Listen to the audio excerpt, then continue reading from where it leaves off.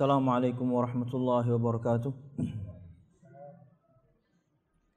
Innal hamdalillah nahmaduhu wa nasta'inuhu wa nastaghfiruh wa na'udzu billahi min shururi anfusina wa min sayyiati a'malina. May yahdihillahu fala mudilla lahu wa may yudlil fala hadiya lahu. Ashhadu an la ilaha illallah wahdahu la syarika lahu wa ashhadu anna Muhammadan abduhu wa rasuluh. Qala Allah Ta'ala fil Qur'anil Karim, a'udzu billahi minasy syaithanir rajim. Ya ayyuhalladzina amanu taqullaha haqqa tuqatih wa la tamutunna illa wa antum muslimun. Ya ayyuhan nasu taqu rabbakumul ladzi khalaqakum min nafsin wahidah wa khalaqa minha zawjaha وبث منهما رجالا كثيرا ونساء واتقوا الله الذي تساءلون به والأرحام إن الله كان عليكم رقيبا يا أيها الذين آمنوا اتقوا الله وقولوا قولا سديدا يصلح لكم أعمالكم ويغفر لكم ذنوبكم ومن يطع الله ورسوله فقد فاز فوزا عظيما فإن أصدق الحديث كتاب الله وخير الهدي هدي محمد صلى الله عليه وسلم وشر الأمور محدثاتها فإن كل محدثة بدعة وكل بدعة ضلالة وكل ضلالة في النار أما بعد. Jamaah sekalian rahimakumullah, alhamdulillah, segala puji dan syukur marilah kita haturkan kepada Allah Subhanahu wa taala. Kemudian salawat serta salam semoga selalu tercurahkan kepada junjungan besar Nabi kita Muhammad sallallahu alaihi wasallam, juga beserta para sahabatnya, keluarganya, dan segenap kaum muslimin yang selalu istiqamah berpegang teguh dengan Islam ila yaumil qiyamah, sampai hari kiamat kelak. Jamaah sekalian rahimakumullah, melanjutkan pembahasan kita pada kitab Syarah Al-Usul Al-Thalatha karangan Syekh Muhammad bin Shalih Al-Utsaimin rahimahullahu taala. Dan masih pada bahasan 3 landasan utama. Perhatikan matan yang disebutkan oleh Syekh Muhammad bin Abdul Wahhab halaman 61. Fa idza qila laka mal usul ats-tsalatsa allati yajibu 'ala al-insani ma'rifatuha faqul ma'rifatul 'abdi rabbahu wa dinahu wa nabiyahu Muhammadan sallallahu alaihi wasallam. Jika ditanya padamu apakah al-usul ats-tsalatsa, apakah 3 landasan utama yang wajib diketahui oleh setiap orang, maka jawablah, pertama, pengetahuan hamba tentang Rabb-nya. Kedua, pengetahuan hamba tentang agamanya. Ketiga, pengetahuan hamba tentang nabinya Muhammad sallallahu alaihi wasallam. Dan pada pertemuan yang lalu kita telah menyebutkan syarah atau keterangan Syekh Muhammad bin Shalih Al-Utsaimin berkaitan dengan makna al-usul. Kata beliau, al-usul merupakan jamak atau bentuk plural dari kata al-asl yang bermakna pokok atau dasar. Maknanya adalah apa yang di atasnya dibangun sesuatu yang lain. Apa yang dibangun di atasnya sesuatu yang lain. Asas, pokok, pondasi. Pokok dinding berarti pondasinya. Pokok pohon berarti yang daripadanya tumbuh cabang-cabang. Dan pada definisi ini Allah Subhanahu wa taala memberikan percontohan kepada kita mensifati seorang mukmin dengan permisalan pohon kurma. Di mana pohon kurma itu akarnya, asalnya, dasarnya menghujam ke bumi,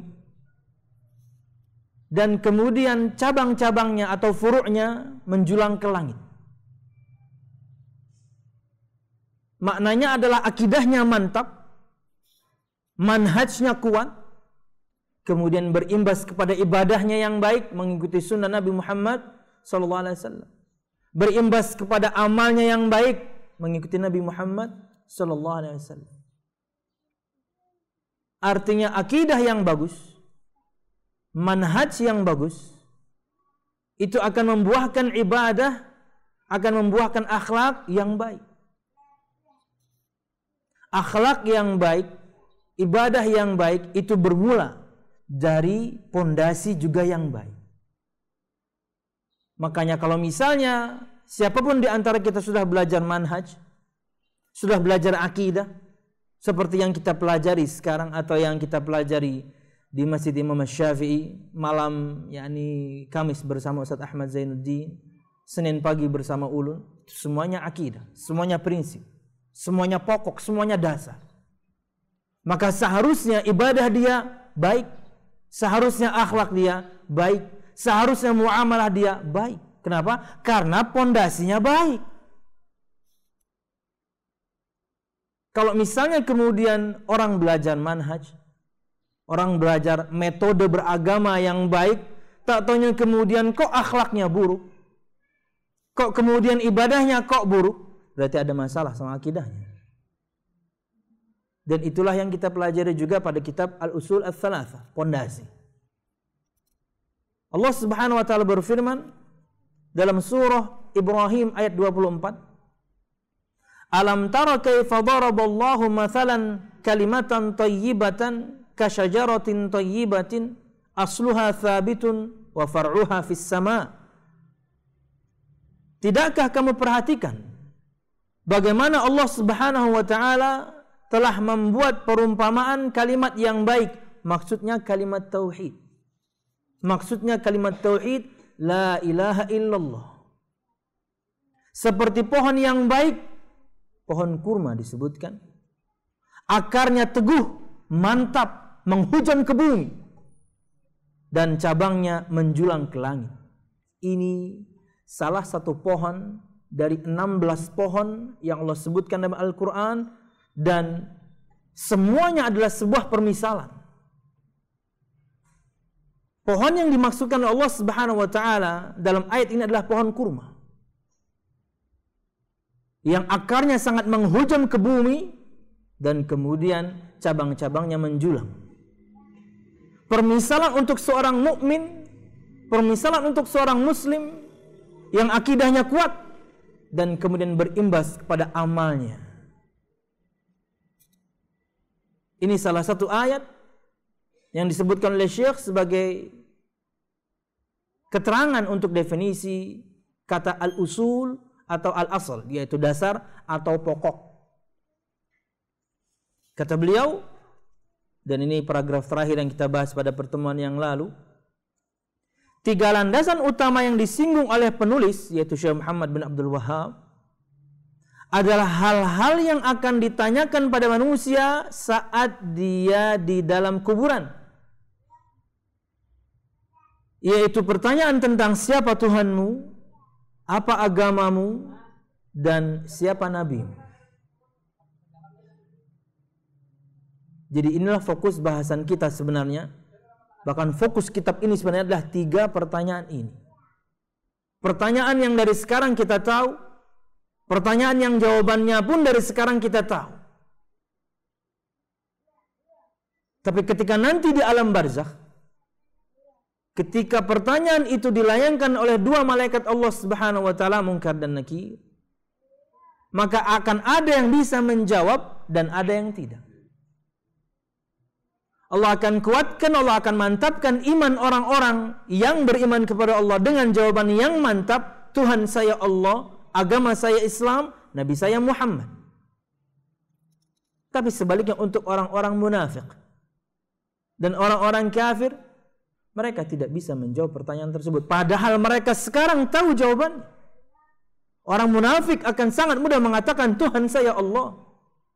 Orang munafik akan sangat mudah mengatakan agama saya Islam. Orang munafik akan sangat mudah mengatakan Nabi saya Muhammad sekarang. Oke. Tapi nanti di alam barzakh dia akan mengatakan, la adri. Sami'tun nasa yaquluna syai'an faqultuh. Saya tidak tahu. Dulu saya mendengarkan manusia mengatakan sesuatu dan saya juga mengatakannya. Bisa dia ngomong di muka bumi ini sekarang, Tuhan saya Allah, agama saya Islam, Nabi saya Muhammad. Tapi sekarang saya nggak bisa. Dan orang-orang kafirin bahkan tidak bisa menjawab. Makanya jamaah sekalian rahimakumullah, selalu berdoalah kepada Allah Subhanahu wa taala dengan doa Nabi Muhammad. Bayangkan Nabi Muhammad pun selalu berdoa dengan doa ini. Nabi yang pertama kali dibukakan untuknya pintu surga masih berdoa dengan doa ini. Nabi yang kalau melakukan kesalahan manusiawi, beliau langsung diingatkan. Nabi yang sudah diampuni untuknya dosa-dosanya yang lalu dan akan datang. Nabi pemimpin para nabi dan rasul masih berdoa dengan doa ini. Ya muqallibal qulub, tsabbit qalbi ala dini. Wahai Allah yang maha membolak-balikkan hati, kokohkan, mantapkan aku di atas agamamu. Maka jangan pernah lupa setiap semua pian selesai sholat untuk berdoa dengan doa tersebut. Bahkan Nabi Muhammad SAW disebutkan dalam sebuah riwayat dari Utsman bin Affan radhiyallahu anhu, setiap kali beliau selesai menguburkan salah seorang sahabatnya, beliau bersabda, istaghfiru li akhikum was'alu lahu at-tathbit fa innahu al-ana yus'al.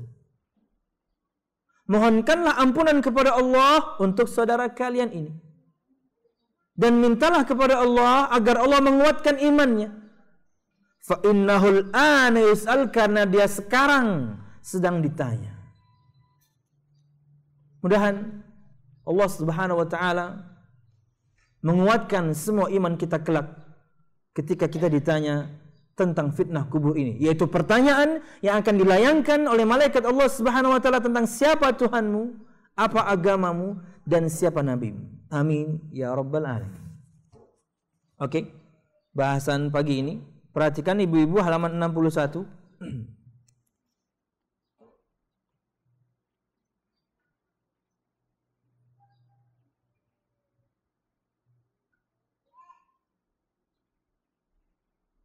Awrad al-muallif rahimahullah ta'ala hadhihi al-mas'alata bisighati as-su'al,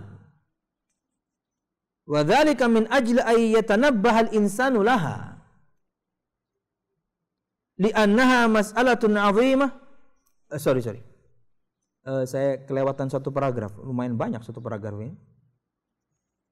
Wa hadhihi al-usul ats-tsalatsah yushiru biha al-musannif rahimahullah ila al-usul allati yus'alu anha al-insanu fi qabrih. Man rabbuka wa ma dinuka wa man nabiyyuka. Awrad al-muallif rahimahullah hadhihi al-mas'alata bi sighati as-su'al, wa dhalika min ajli an yatanabbaha al-insanu laha li'annaha mas'alatun 'azimah wa usulun kabirah. Wa innama qala inna hadhihi hiya al-usul ats-tsalatsa allati yajibu 'ala al-insani ma'rifatuha li'annaha hiya al-usul allati yus'alu 'anha al-mar'u fi qabrih idza dufina wa tawalla 'anhu ashabuhu atahu malakan fa'aq'adahu fasa'alahu man rabbuka wa ma dinuka wa man nabiyyuka. Fa amma al-mu'min fayaqulu rabbi Allah wa dinil Islam wa nabi Muhammad sallallahu alaihi wasallam. Wa amma al-murtabu aw al-munafiqu fayaqul ha la adri. Sami'tu an-nasa yaquluna syai'an faqultu.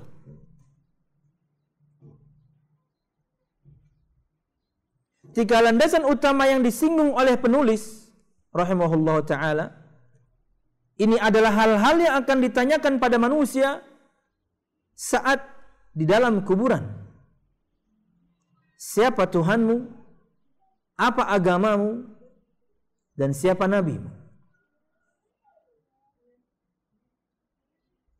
Berikut keterangan dari perkataan Syekh, mal usulu thalatha allati yajibu 'alal insani ma'rifatuha.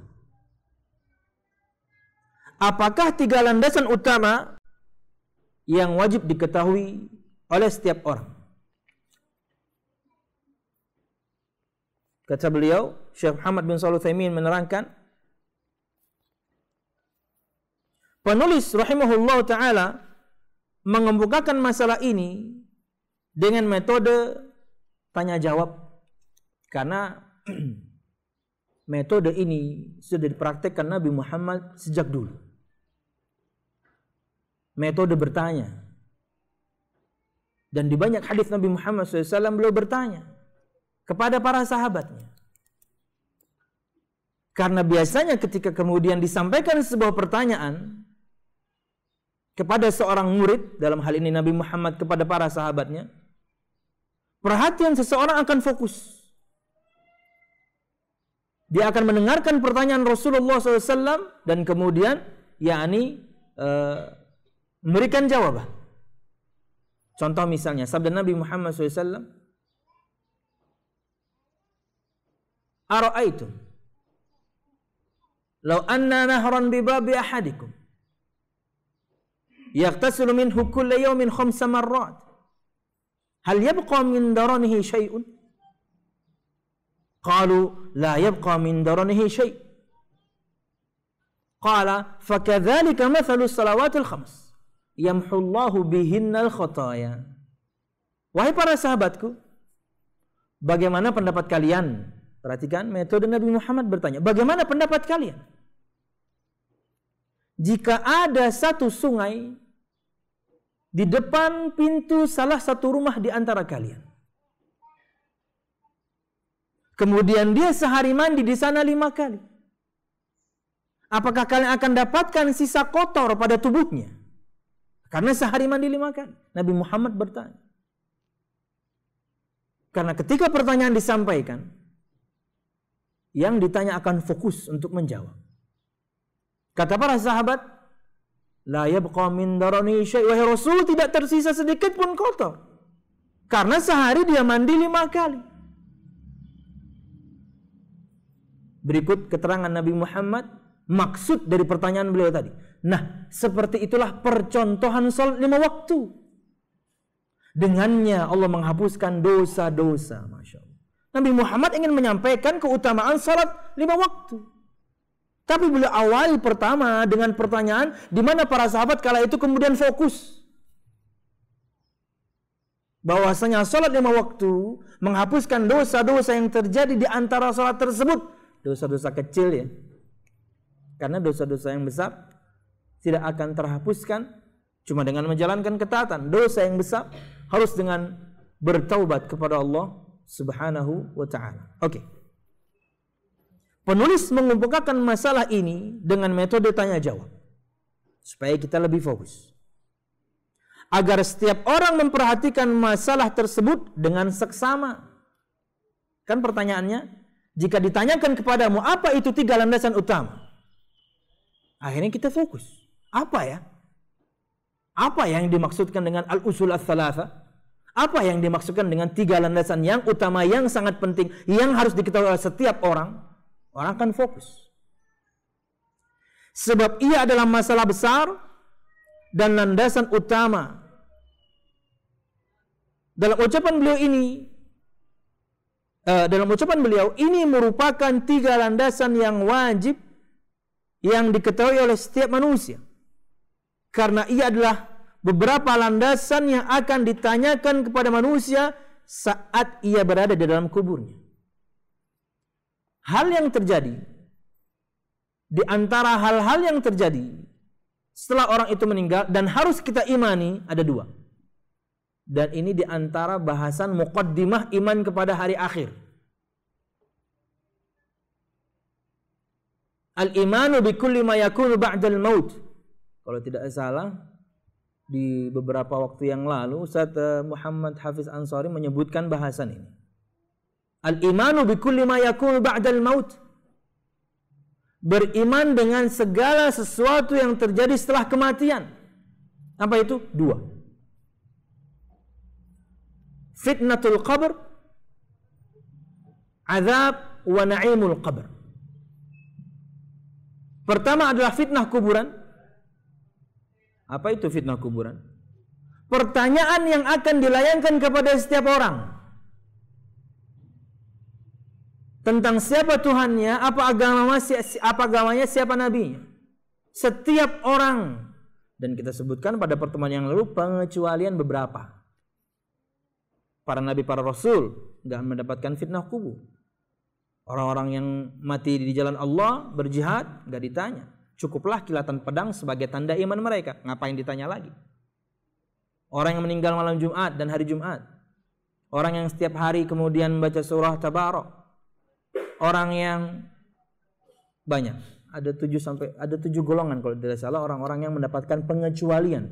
Tidak mendapatkan fitnah kubur. Bukan bahasan kita tentunya. Yang jelas ini adalah hal yang pertama yang harus kita imani setelah orang itu meninggal. Dan ini bahasan muqaddimah sebelum kita mengimani kejadian-kejadian akhir. Hari kebangkitan, hari perhitungan dan pembalasan, surga neraka. Ini dulu. Kalau orang kemudian susah mengimani fitnah kubur, azab dan nikmat kubur, dia akan susah mengimani yang lain. Jadi ini hal yang pertama. Fitnah kubur. Fitnah kuburan. Apa itu? Pertanyaan yang akan dilayangkan kepada setiap orang dengan beberapa pengecualian tadi. Pertanyaan tentang siapa Tuhannya, apa agamanya, siapa nabi. Dan yang kedua, azab dan nikmat kubur. Ketika seseorang kemudian bisa menjawab pertanyaan tersebut, dia dapat nikmat. Ketika seseorang tidak bisa menjawab pertanyaan tersebut, dia mendapatkan azab. Ingat, nikmat dan azab ini di alam barzakh sebelum ditegakkannya hari kiamat. Makanya man mata qamat lahu qiyamatuh.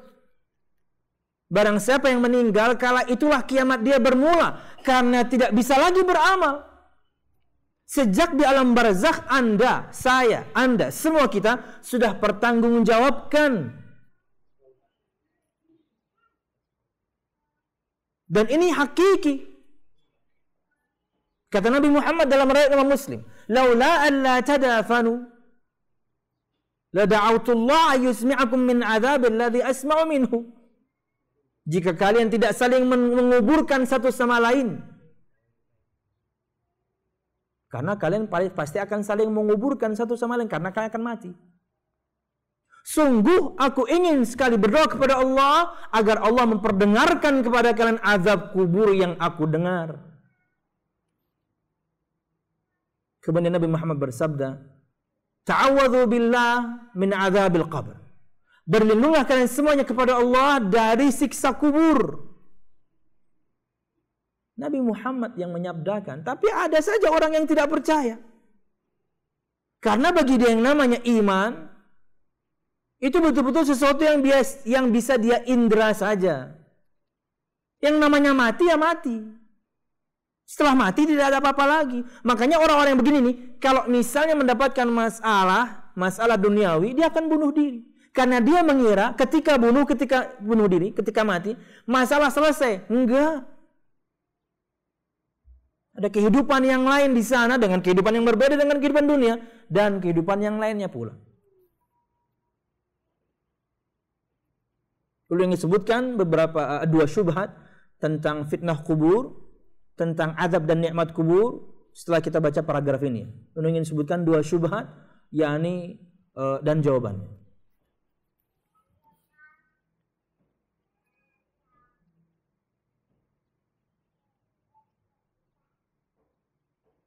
Ini merupakan 3 landasan yang wajib diketahui setiap manusia. Karena ia adalah beberapa landasan yang akan ditanyakan kepada manusia saat ia berada dalam kuburannya. Fitnah kubur. Yakni ketika telah dikebumikan dan kawan-kawannya sudah pulang. Ulun ingin luruskan. Nabi Muhammad SAW bersabda di riwayat yang tadi ulun sebutkan dari sahabat Utsman bin Affan, dikeluarkan oleh Abu Dawud, Tirmidzi dan yang lainnya. Anda tidak pulang pun malaikat maut sudah turun. Anda tidak pulang pun mereka yang sudah dikubur sudah ditanya.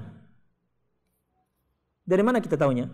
Perhatikan sabda Nabi Muhammad SAW dari perkataan Utsman bin Affan radhiyallahu anhu. Anna Rasulullah sallallahu alaihi wasallam idza faragha min dafni ahadi ashabihi qala istaghfiru li akhikum was'alu lahu tathbita fa innahu al-ana yus'al. Dari Utsman bin Affan radhiyallahu anhu bahwasanya Nabi Muhammad setiap kali selesai menguburkan salah seorang sahabatnya, beliau bersabda, mohonkanlah ampunan kepada Tuhan kalian untuk saudara kalian ini, dan mintakanlah kepada Allah Subhanahu wa taala agar dia dikuatkan imannya karena dia sekarang sedang ditanya. Karena dia sekarang sedang ditanya. Artinya ketika lahat sudah ditutup, Anda mau tetap di kuburan atau Anda pulang, itu malaikat sudah turun. Jadi kalau ada misalnya sebagian orang meyakini bahwasanya selama kita di kuburan, apalagi kemudian kita baca Al-Quran, malaikat mungkar nakir nggak turun, ini pemahaman yang salah. Selama kita tidak pulang, apalagi kita baca Quran, apalagi berhari-hari bahkan berbulan-bulan, itu dia nggak ditanya-tanya. Ini pemahaman yang salah. Kenapa? Hadis Nabi Muhammad bantahannya. Kata beliau, dia sekarang sedang ditanya. Dan Nabi Muhammad menyebutkannya dengan fi'il mudhari'. Dengan kata kerja mudhari'. Kata kerja yang menunjukkan sekarang sedang terjadi atau yang akan datang. Subhanallah. Jadi jangan sampai misalnya ada keyakinan pada diri kita bahwasanya selama kita masih di kuburan, apalagi kita kemudian membaca Al-Quran, orang ini tidak akan ditanya. Kesalahan ini muncul bahkan sejak selesai menyolatkan jenazah. Selesai sholat jenazah biasanya dikatakan, si imam mengatakan,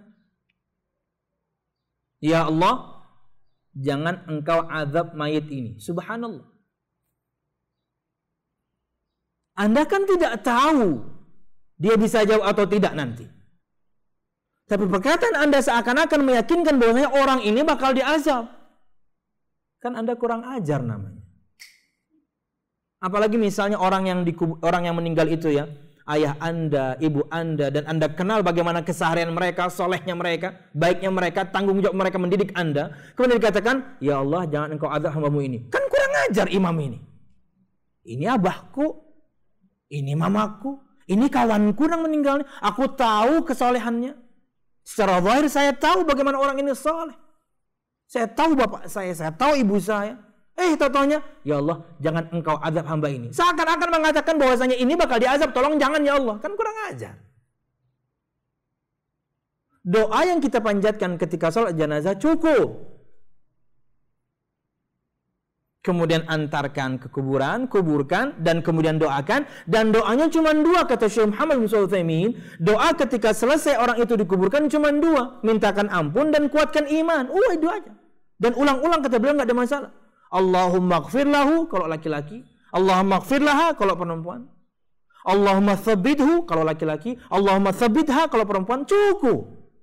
Ulang-ulang. Allahumma gfir lahu, Allahumma thabbithu, Allahumma gfir lahu, Allahumma thabbithu. Cukup.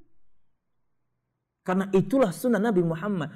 Mintakan ampunan untuk dia, mintakan kepada Allah supaya Allah kuatkan iman dia karena dia sedang ditanya.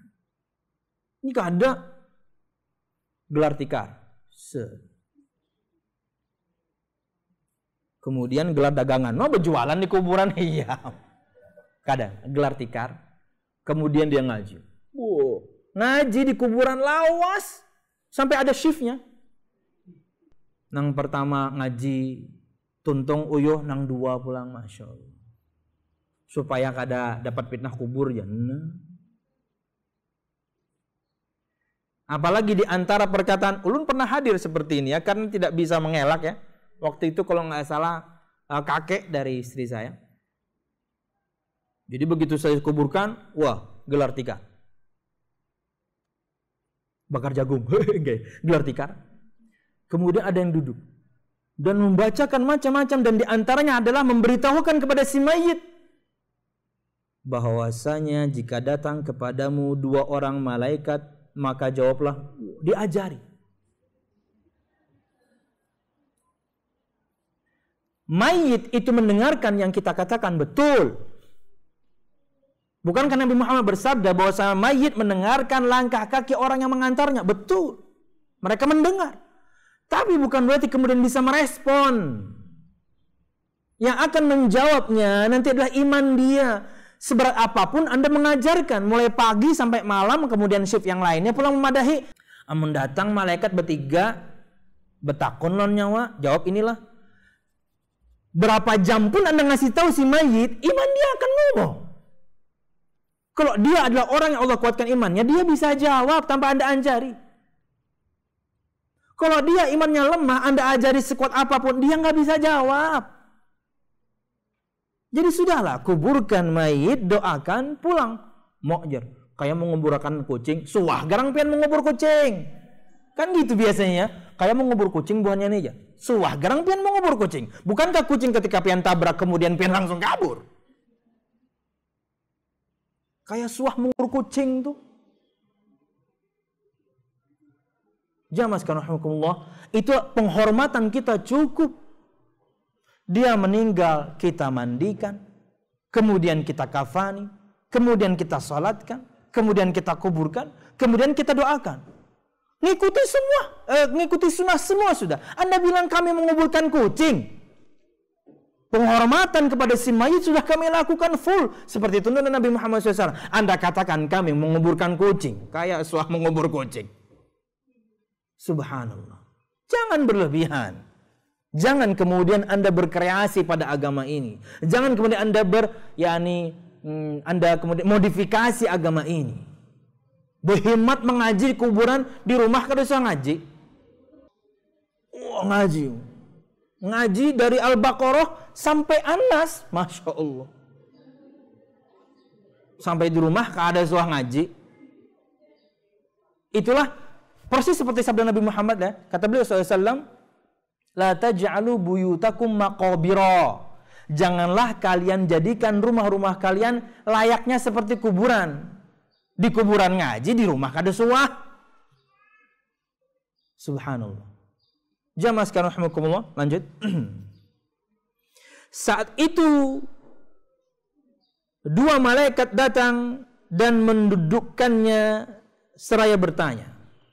Makanya kalau pian misalnya pernah mendengarkan satu cerita bahwasanya karena satu dan lain sebab ada salah satu kuburan setelah dikuburkan harus dibongkar kembali, dan ketika dibongkar dia dalam keadaan duduk. Karena didudukkan sama malaikat memang. Ingat ya, ini bukan sinetron ilahi-ilahi, bukan ya. Kubur penuh belatung, apa-apa tuh tidak diterima. Judulnya gini aneh-aneh kadang-kadang. Bukan ya. Terkadang memang pernah terjadi, mungkin pian pernah dengar ya. Begitu dibongkar kembali, mungkin handphone yang tadi mengeduk tertinggal. Hendak bulik, nah handphone dia tertinggal yang dikubur, dikeduk kayak lagi, terduduk sudah mayatnya.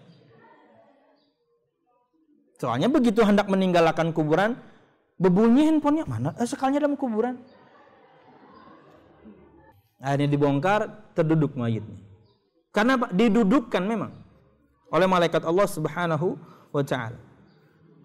Saat itu 2 malaikat datang, dan disebutkan oleh Nabi Muhammad SAW di antara sifat malaikat munkar dan nakir, aswadani azraqan, berwarna hitam, matanya biru. Menyeramkan. Ya. Walaupun ada khilaf di kalangan para ulama, bukankah malaikat Allah Subhanahu wa taala memiliki sifat keindahan, tapi untuk munkar nakir kenapa kok mengerikan? Contohnya di antara jawaban para ulama, makna munkar dan nakir yang diingkari itu karena kita satu nggak pernah ketemu,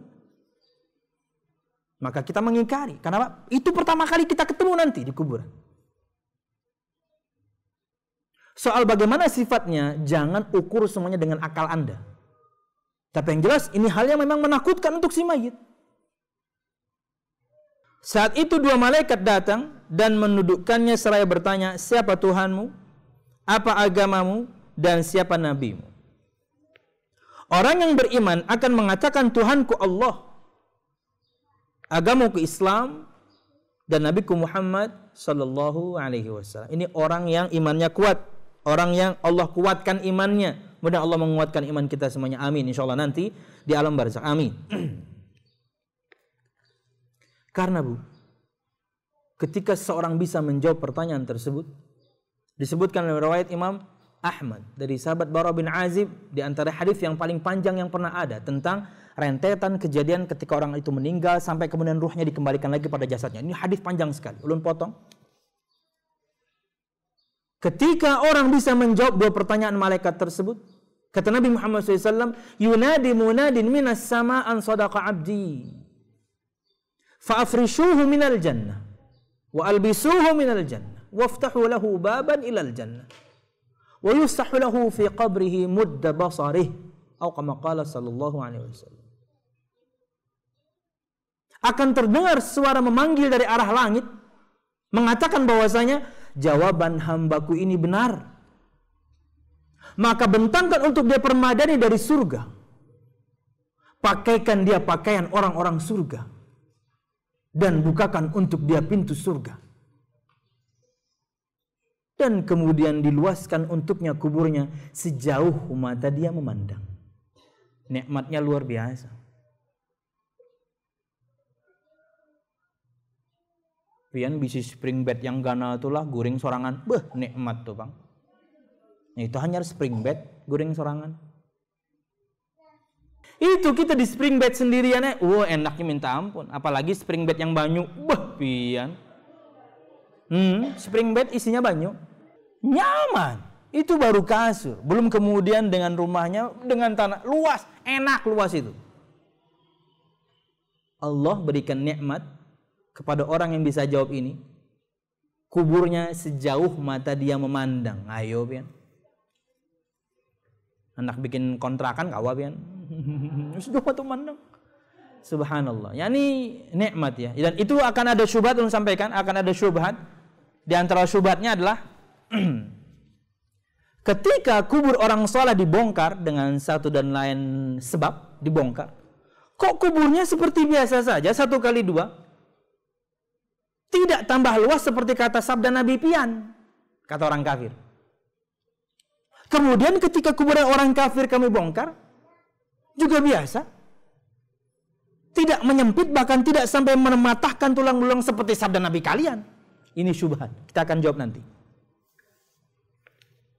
Orang yang beriman akan mengatakan Tuhanku Allah, agamaku Islam, dan Nabiku Muhammad sallallahu alaihi wasallam.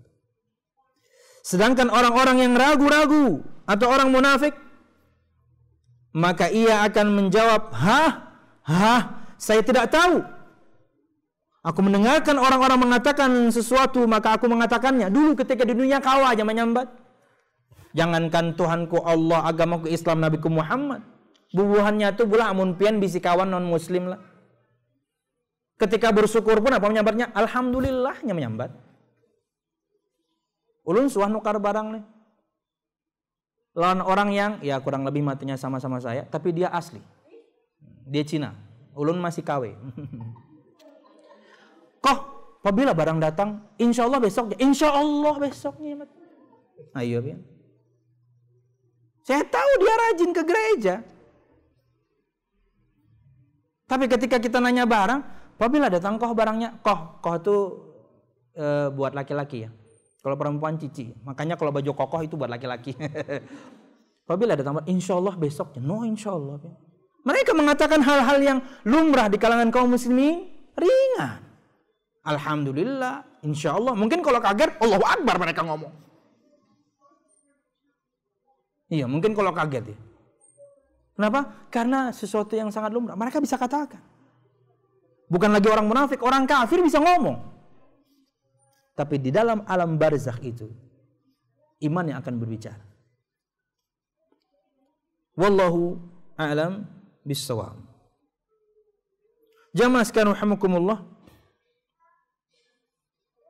Berikut ulun ingin menyebutkan faedah yang tadi ulun janjikan tentang dua hal yang harus kita imani ketika seorang itu meninggal. Yang pertama fitnah kubur, yang kedua azab dan nikmat kubur. Fitnah kubur adalah yang kita bahas barusan. Pertanyaan yang akan dilayangkan kepada setiap manusia tentang siapa Tuhanmu, apa agamamu, siapa nabimu.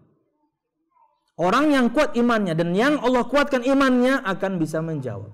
Tuhanku Allah, agamaku Islam, Nabiku Muhammad sallallahu alaihi wasallam. Orang munafik enggak bisa jawab. Dia akan menjawab, saya pernah mengatakannya dulu. Saya mendengarkan manusia mengatakan sesuatu dulu di dunia, saya juga ikut mengatakannya. Bisa. Tuhan saya Allah, Nabi saya Muhammad, agama saya Islam. Bisa. Kala itu dia tidak bisa. Dan orang-orang kafir tidak bisa menjawab.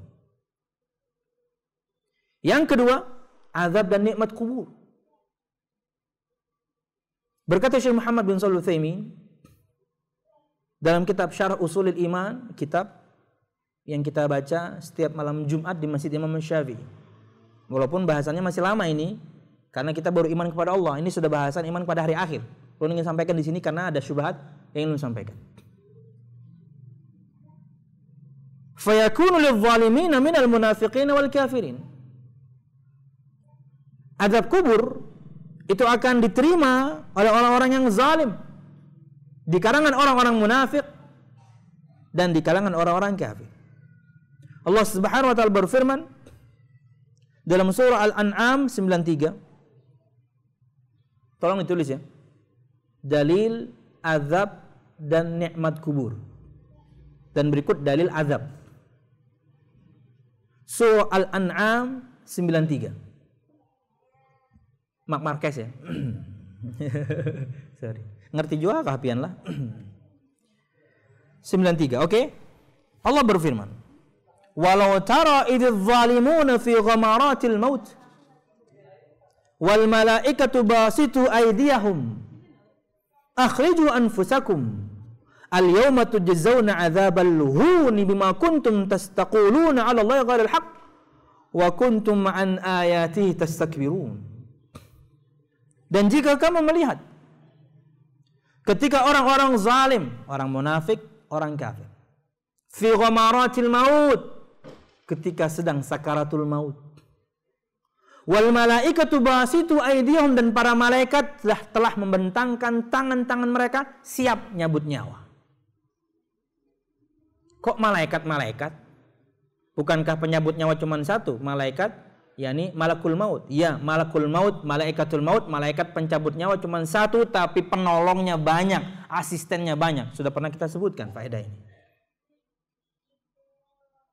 Faedah yang kita sebutkan kala itu untuk menjawab pertanyaan, ada orang-orang yang mati di saat yang sama di belahan bumi yang berbeda. Bagaimana malaikat maut kemudian bisa mencabut sana sini? Nah, ini pikiran kita. Kalau sudah masuk perkara gaib, akal Anda kesampingkan. Yang penting Allah, kata Allah, malaikat maut yang cabut, ya malaikat maut cabut. Caranya wallahu alam sudah. Tapi yang jelas mereka atau malaikat maut punya a'wan, punya penolong. Punya para pembantu, punya para asisten. Dan jika kamu melihat ketika orang-orang zalim, ketika mereka sakaratul maut dan malaikat siap telah membentangkan tangan-tangan mereka mau nyabut nyawa nih orang. Sebelum melanjutkan, di sini ada faedah bahwasanya malaikat Allah itu berbentuk. Kenapa? Karena Allah sebutkan mereka punya tangan. Di ayat yang lain Allah sebutkan mereka punya sayap. Dalam hadis Nabi Muhammad sebutkan mereka punya ujung telinga. Nabi Muhammad sebutkan mereka punya pundak. Nabi Muhammad sebutkan mereka punya kepala, mereka punya kaki, mereka punya mulut. Ya, malaikat Allah itu bukan spirit. Malaikat Allah itu bukan yakni semangat yang ada dalam jiwa. Enggak, malaikat Allah itu makhluk. Malaikat Allah itu makhluk dengan materi penciptaan berbeda. Kita dari tanah, Nabi Adam, anak cucunya dari air mani. Iblis dari api, anak cucunya wallahu alam dari apa? Yang jelas dari api. Dan malaikat Allah itu dari cahaya. Materi berbeda, tapi mereka makhluk Allah. memiliki alam terpisah, nyata, tapi kita nggak mampu mencernanya. Dan para malaikat memendangkan tangannya siap mencabut nyawa. Mereka berkata, akhriju anfusakum, keluarlah diri-diri kalian, cabut. Al-yawma, hari ini. Nah, ini dalilnya nih, yang perlu digarisbawahi, hari ini. Dalil bahwasanya hari itulah mereka diazab. Untuk orang-orang yang tidak percaya, firman Allah Subhanahu wa taala, al-yawma, hari ini, tujzauna adzabal hun, kalian akan dibalas dengan azab yang menghinakan. Bima kuntum taquluna 'ala Allahi ghairal haq, atas apa yang kalian katakan tentang Allah yang tidak benar. Mengatakan Allah punya anak lah, Allah beranak lah, malaikat Allah anak-anak perempuan Allah lah, macam-macam. Diazab. Wa kuntum an ayati tastakbirun, dan kalian dulu terhadap ayat-ayat Allah Subhanahu wa taala menyombongkan diri. Nah, ini bahaya juga nih. Bukan cuma untuk orang zalim, untuk kita kaum muslimin. Ketika sampai kepada Anda firman Allah, sampai kepada Anda perkataan Allah, nasihat dari teman Anda menyampaikan tentang firman Allah, jangan sombongkan diri Anda dengan menolak nasihat tersebut. Berdoalah kepada Allah supaya mudah menerima nasihat, apalagi dari firman. Kalau sudah Anda mendustakan ayat Allah, menolak ayat Allah, kata Allah Subhanahu wa taala, la tufattahu lahum abwabul jannah wa la tufattahu lahum abwabus sama wa la yadkhuluna al-jannah hatta yalijal jamalu fi sammil khiyar. Orang yang mendustakan ayat Allah, belum tidak bahas orang kafir ya. Orang-orang mukmin, orang-orang muslim yang terkena virus liberal. Ayat Allah sudah tidak relevan dengan zaman, harus dirubah-rubah dengan semau kita. Menolak ayat Allah ini.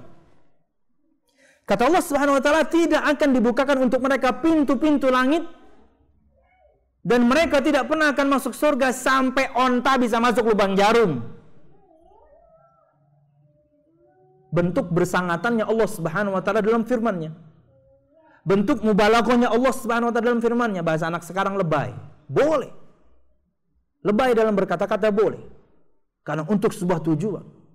Ini kan lebay. Sampai onta bisa masuk lubang jarum. Artinya saking mustahilnya orang yang mendustakan ayat Allah masuk surga, nggak bakal masuk. Hari ini kalian diazab dengan azab yang sangat menghinakan.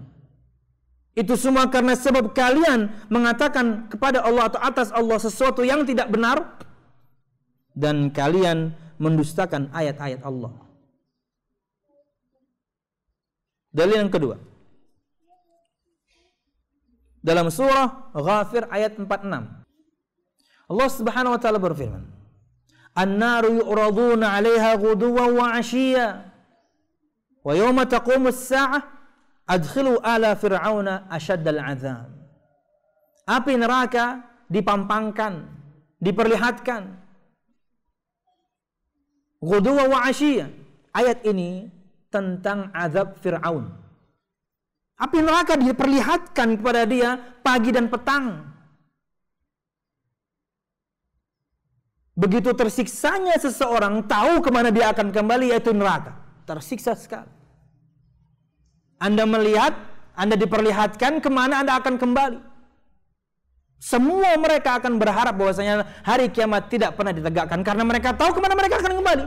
Tapi orang yang kemudian tadi misalnya dibukakan untuk dia pintu surga, dia pengen cepet, ya Allah segera hari kiamat, karena saya pengen masuk surga.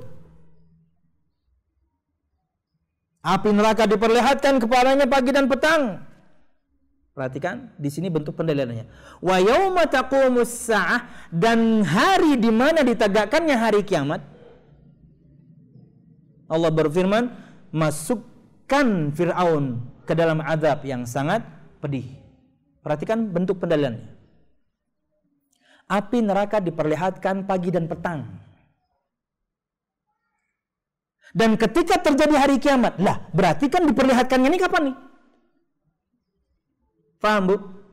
Kita sekarang sedang membahas dalil azab kubur. Oke? Allah berfirman, Api neraka diperlihatkan pagi dan petang. Dan ketika terjadi hari kiamat, lah ini berarti kapan nih? Berarti sebelum hari kiamat. Kapan? Di alam barzakh. Paham? Karena ada orang yang tidak percaya dengan azab kubur. Tidak ada itu, mati dulu nyawa. Nyalanya. Apa kemudian kita harus mati dulu? Enggak kan? Sama kayak gini ya, ada syubhat begini ya. Ketika kita membahas kelompok-kelompok sesat misalnya Syiah gitu ya. Mas, jangan asal bicara. Coba masuk dulu, pelajari. Baru Anda boleh bicara. Kayak apa ini? Saya nggak perlu kemudian mencoba baygon kalau itu adalah kemudian racun. Jadi orang tuh harus mikir dong. Nggak perlu kemudian saya coba baygon untuk tahu bahwasanya itu adalah racun. Nggak perlu saya masuk ke sana untuk pelajaran mereka. Enggak, ulama sudah bahas semua. Ulama-ulama mereka pun taubat sudah banyak semua. Cukup. Masuk dulu lah mas. Sudah masuk, kalau keluar pian. Kalau sudah masuk, susah keluar. Apalagi kami kaum laki-laki. Mereka tawarkan perempuan-perempuan cantik. Wah, menggitir-gitir kan. Dan yang mereka pasok itu, pelacurnya itu, langsung dari sana. Dari Iran. Di sebuah peperangan. Disebutkan ketika kaum muslimin menang dengan orang-orang Persia. Sebagian para sahabat kala itu mereka langsung pilih perempuannya karena cantik di atas cantiknya kelewatan. Ditawarinya pelacur kayak itu, ada kawa, jangan masuk. Karena mereka cuma ingin menyebarkan penyakit. Negara nomor 1 paling banyak penderita AIDS Iran. Kalau pian pengen tahu. Dan itu hukuman Allah sekarang sebelum akhirat. Ketika mereka tuduh Aisyah radhiyallahu anha berzina, Allah jadikan mereka pezina, kan gitu. Mereka tuduh Aisyah radhiyallahu anha pelacur, mereka jadi pelacur perempuannya. Apa kalau bukan pelacur? Dikontrak 1 hari, dikontrak 2 hari, 3 hari, dibayar fulus, pelacur ente. Lucunya, kemudian mantan istrinya Pak Jalal itu mengatakan kami seperti ini untuk menjaga ifah, kehormatan wanita. Kehormatan dari Hong Kong dan Singapura. Dari mana? Yang namanya menjaga kehormatan Anda, bahkan kecantikan Anda cuma dinikmati oleh suami Anda. Itu jaga kehormatan namanya. Dipakai banyak cowok. Hormat dari mana? Dari Zimbabwe. Lanjut ya. Dan kemudian sabda Nabi Muhammad SAW yang tadi disebutkan dari Imam Muslim. Kata beliau SAW dari Zaid bin Thabit radhiyallahu anhu, Nabi Muhammad SAW bersabda, "Falaula alla tadafanu la da'awtu Allah yusmi'akum min 'adzabil qabr alladhi asma'u minhu." Thumma aqbala biwajhihi faqala, "Ta'awwadhu billahi min 'adzabin nar." Qalu na'udzu billahi min 'adzabin nar. Faqala, "Ta'awwadhu billahi min 'adzabil qabr." Qalu na'udzu billahi min 'adzabil qabr. Qala, "Ta'awwadhu billahi minal fitni ma dhahara minha wa ma batan." Qalu na'udzu billahi minal fitni ma dhahara minha wa ma batan. Qala ta'awwadhu billahi min fitnatid dajjal. Qalu na'udzu billahi min fitnatid dajjal. Riwayat Imam Muslim. Kata Nabi Muhammad, jika kalian tidak saling menguburkan satu sama lain, tapi kalian akan saling menguburkan, kalian akan mati. Kalau kalian enggak mati, saya pengen kasih tahu. Sungguh aku akan berdoa kepada Allah agar Allah memperdengarkan kepada kalian azab kubur yang aku dengar. Tapi Nabi Muhammad tidak diperdengarkan setiap saat. Beliau manusia. Mendengarkan orang diazab, terus mengerikan. Kala itu beliau diperdengarkan untuk sebuah faedah. Kala itu beliau diperdengarkan untuk sebuah faedah untuk kaum muslimin. Beliau kala itu diperdengarkan 2 orang yang sedang diazab di dalam kuburannya karena dosa yang mereka lakukan dan mereka kira ini dosa kecil padahal besar. Yang pertama, tidak cebok ketika buang air kecil. Yang pertama, tidak mencari satar atau penutup ketika buang air kecil. Kebelet, stop pinggir jalan, buka, buka mehnya. Nah, hati-hati nih para supir nih. Jangan Anda anggap ringan. Dan yang kedua, suka mengadu domba. Bawa berita tentang A ke B, bawa berita tentang B ke A, supaya mereka tawuran. Kata Nabi Muhammad SAW, "Wa ma yu'adzabani fi kabir bala innahu kabir." Mereka kira mereka diazab bukan karena dosa besar ini. Yang pertama, la yastatiru minal baul, dalam ayat lain, la yastanzihu minal baul. Dan yang kedua, wa kana yamshi bin namimah. Yang pertama, tidak mencari satar atau penutup ketika buang air kecil, WC umum bisa. Atau yang pertama, tidak cebok ketika buang air kecil. Dan yang kedua, dia mengadu domba orang lain. Dan ini dalil bahwasanya mereka berdua adalah muslim. Mereka berdua muslim ini. Dalil kuat mereka basicnya muslim. Tapi Allah azab karena dosa yang mereka lakukan. Ingat ya, ini dosa tentang orang yang tidak cebok saja. Gimana kalau dosa Anda zolim sama orang lain? Aduh, nggak bisa dibayangkan.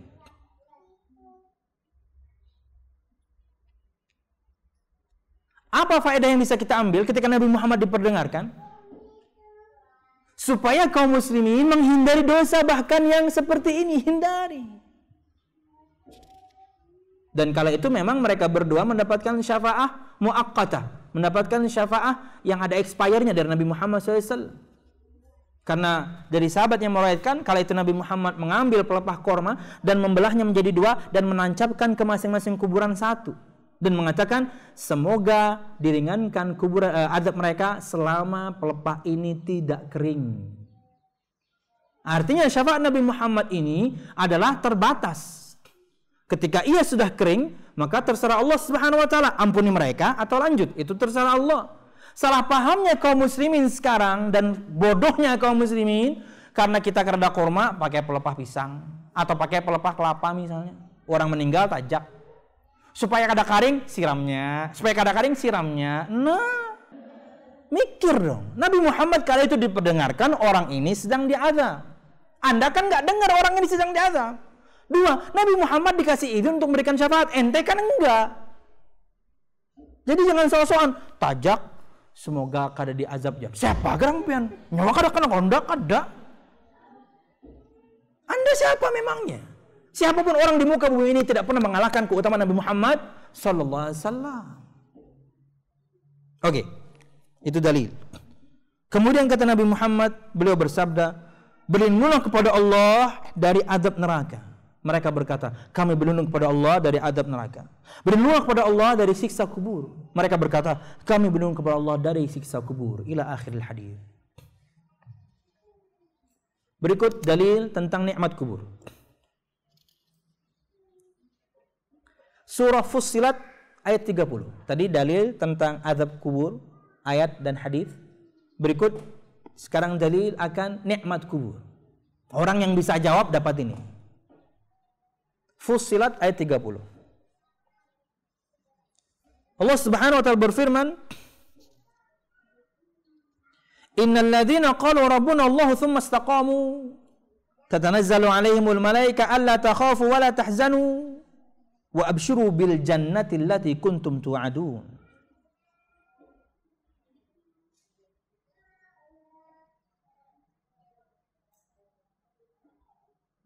Sesungguhnya orang-orang yang mengatakan Tuhan kami adalah Allah, kemudian mereka istiqamah sampai mati. Tatanazzalu alaihimul malaikah, akan turun kepada mereka malaikat Allah ketika dia sudah meninggal. Dengan memberitakan alla takhafu wa la tahzanu, jangan kalian takut, jangan kalian sedih. Jangan kalian takut atas semua amal yang sudah kalian lakukan. Jangan kalian sedih akan amal yang sudah kalian tinggalkan. Artinya kalian sudah lakukan amal soleh yang banyak. Wa abshiru bil jannati allati kuntum tu'adun, dan kabar gembira untuk kalian dengan surga yang sudah dijanjikan untuk kalian. Masya Allah. Masih di alam barzakh diberitakan masuk surga. Apa bukan nikmat itu? Kemudian dalil dari hadis yang tadi disebutkan dari Bara bin Azib dikeluarkan oleh Imam Ahmad tentang yang ini dibukakan untuk dia, dibentangkan untuk dia permadani dari surga, dipakaikan kepadanya pakaian orang surga, dibukakan untuknya pintu surga, bla bla bla. Oke. Wallahu a'lam bishawab. Berikut syubhat pertama.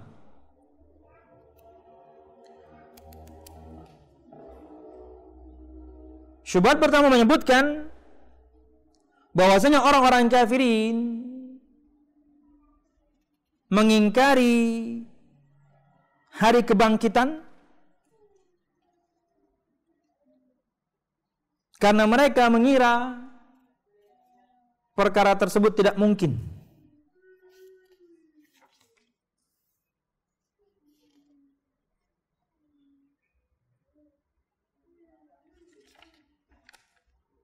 Syubhat yang kedua, mereka mengatakan, dan kita akan mulai dari syubhat yang kedua aja ya.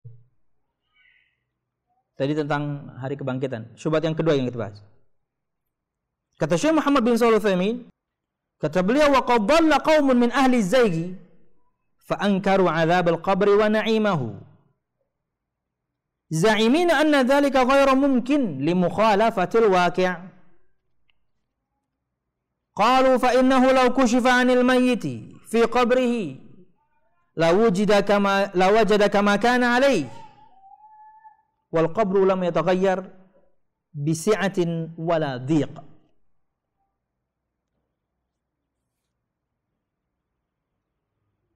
Telah sesat sebagian orang pada perkara azab dan nikmat kubur dan mereka mengingkari dengan sebuah keyakinan bahwasanya azab dan nikmat kubur itu tidak mungkin karena menyalahi hukum alam. Mati ya mati aja. Nggak bisa lagi kemudian orang itu mendapatkan kenikmatan, nggak bisa lagi kemudian orang itu mendapatkan siksa karena sudah mati. Dalil mereka adalah jika kuburan itu dibongkar, maka dia akan dapatkan kuburan itu seperti sedia kala. Tidak tambah luas sebagai balasan untuk orang-orang yang mukmin, tidak tambah sempit seperti balasan untuk orang-orang kafir. Bahkan kata Nabi Muhammad, innal qabra la yadhiqu, innal qabra la yudayyaqu 'ala al-kafir hatta takhtalifa adla'uh. Dalam riwayat Imam Bukhari, sesungguhnya kuburan itu akan dipersempit, akan menyempit untuk orang-orang kafir sampai tulangnya berselisihan.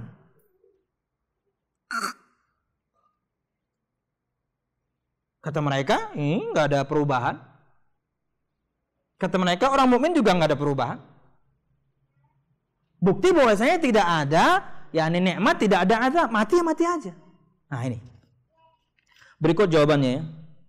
Jawaban akan syubhat ini ada 3 dalil. Yang pertama, dalil bisyara. Dalil secara syariat. Dan dalil secara syariat tentunya maksudnya adalah firman dan sabda. Dan sudah kita bahas. Dalil azab kubur sudah, dalil nikmat kubur sudah. Oke. Dalil yang kedua, dalil his, dalil indrawi. Dalil yang bisa kita rasa. Kata beliau rahimahullah taala, Syekh Muhammad bin Shalih Al-Utsaimin, di antara dalil indrawi mungkinnya azab dan nikmat kubur, karena mereka mengatakan enggak mungkin. Fa inna an-na'ima yara fi manamihi annahu kana fi makanin fasihin bahijin yatana'amu fihi aw annahu kana fi makanin dhiqin aw dayyikin muhishin aw muhashin yata'allamu minhu wa rubbama yastayqidu ahyanan mimma ra'a wa ma'a dhalika fa huwa ala firashihi fi hujratihi ala ma kana huwa alayhi ala ma huwa alayhi wan nawmu akhul maut wa lihadha sama Allah subhanahu wa ta'ala wafat. Qala ta'ala, Allahu yatawaffal anfus hina mautiha wallati lam tamut fi manamiha fayumsiku allati ila akhir ayat. Kata Syekh, sesungguhnya orang yang tidur di dalam tidurnya dia bermimpi. Dan di dalam mimpinya, satu, dia melihat bahwasanya dia berada di tempat yang sangat luas, sangat indah, sangat nyaman, nikmat dia. Jadi mimpi ya nikmat, bawa anak, bawa istri, ke lapangan yang sangat luas, bawa snack gitu ya, bawa tikar, sama bawa jagung yang tadi jualan, nikmat pokoknya.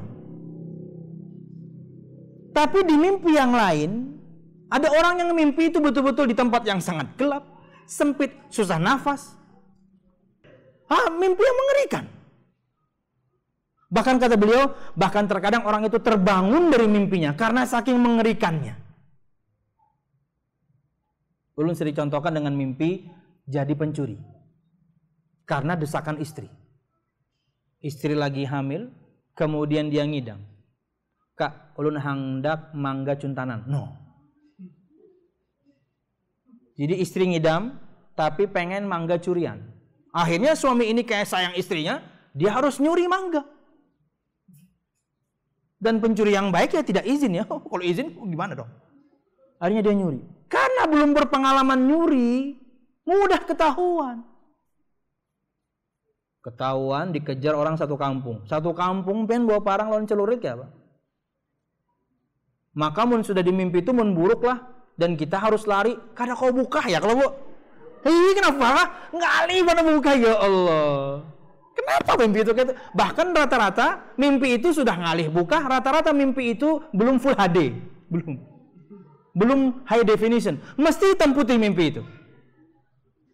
Jarang pian bisa ingat ketika mimpi tentang warna. Hitam putih, ya mimpi itu masih zaman TV. Subhanallah. Saking mengerikannya mimpinya, dikejar orang satu kampung, terbangun dia. Bahkan terkadang kalau mimpi jatuh dari jurang, gugur kita dari ranjang. Subhanallah. Ada orang yang mimpinya indah, ada orang yang mimpinya buruk. Kata Syekh, padahal orang tersebut dia di kamarnya, di kasurnya dengan bantal gulingnya, dengan selimutnya, dia di kasurnya. Tapi dia mendapatkan nikmat karena mimpinya indah, tapi dia mendapatkan azab dengan mimpinya yang buruk. Dan memang di dalam syariat Islam yang namanya tidur itu disebutkan akhul maut, saudaranya kematian, tidur itu. Allah berfirman, Allah Subhanahu wa taala mewafatkan jiwa ketika dia meninggal, dan yang belum meninggal Allah wafatkan ketika dia tidur. Allah sebutkan tidur itu wafat, wafat kecil, mati kecil. Jadi mungkin sekali. Dan ini di dunia Allah bisa berikan rasa kepada Anda nikmat yang luar biasa, dan rasa yang luar biasa mengerikan padahal Anda di kasur Anda. Ada lagi orang yang mimpi umroh, nikmat sekali itu. Mimpi hajian nikmat itu. Padahal dia di kasurnya, tapi mimpinya dia di belahan bumi yang lain. Terjadi? Terjadi. Mungkin, sangat mungkin Anda merasakannya. Di alam barzakh sama, apa susahnya bagi Allah Subhanahu wa taala memberikan azab dan nikmat pada orang yang sudah meninggal.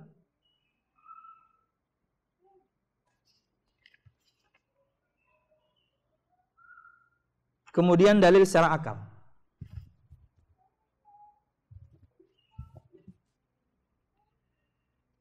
Ini pertama syubhat tentang tidak mungkinnya azab dan nikmat kubur. Ini dalil terakhir dari akal. Nanti baru jawaban untuk syubhat ketika mereka buka kuburan kok tidak berubah size-nya, tetap seperti itu saja. Yang mukmin tidak tambah luas, yang kafir tidak menyempit. Itu yang kedua. Fa inna an-na'ima fi manamihi yara ru'yal haqqal mutabiqa lil waqi'. Wa rubbama ra'a an-nabiy sallallahu alaihi wasallam ala sifatihi. Wa man ra'ahu ala sifatihi faqad ra'a haqqan. ومع ذلك فالنائم في حجرته على فراشه بعيدا عما رأى فإذا كان هذا ممكنا في أحوال الدنيا أفلا يكون ممكنا في أحوال الآخرة. Dalil akal. Juga dalil menggunakan kasus orang yang tidur. Seseorang yang tidur di dalam tidurnya dia bermimpi dan mimpinya mencocoki yakni kenyataan. Bahkan terkadang orang itu mimpi melihat Rasulullah, bertemu Rasulullah, dan itu sangat nikmat. Dia bermimpi bertemu Rasulullah dengan sifat yang mulia. Persis seperti yang dia pernah pelajari. Bagaimana rambutnya, matanya, kelopak matanya, bibirnya, hidungnya, pundaknya, semua ini Rasulullah.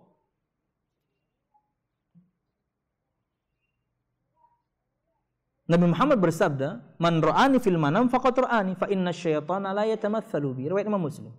Barang siapa yang melihatku, bertemu denganku di dalam tidurnya, maka dia betul-betul melihatku karena syaitan tidak bisa menyerupai aku.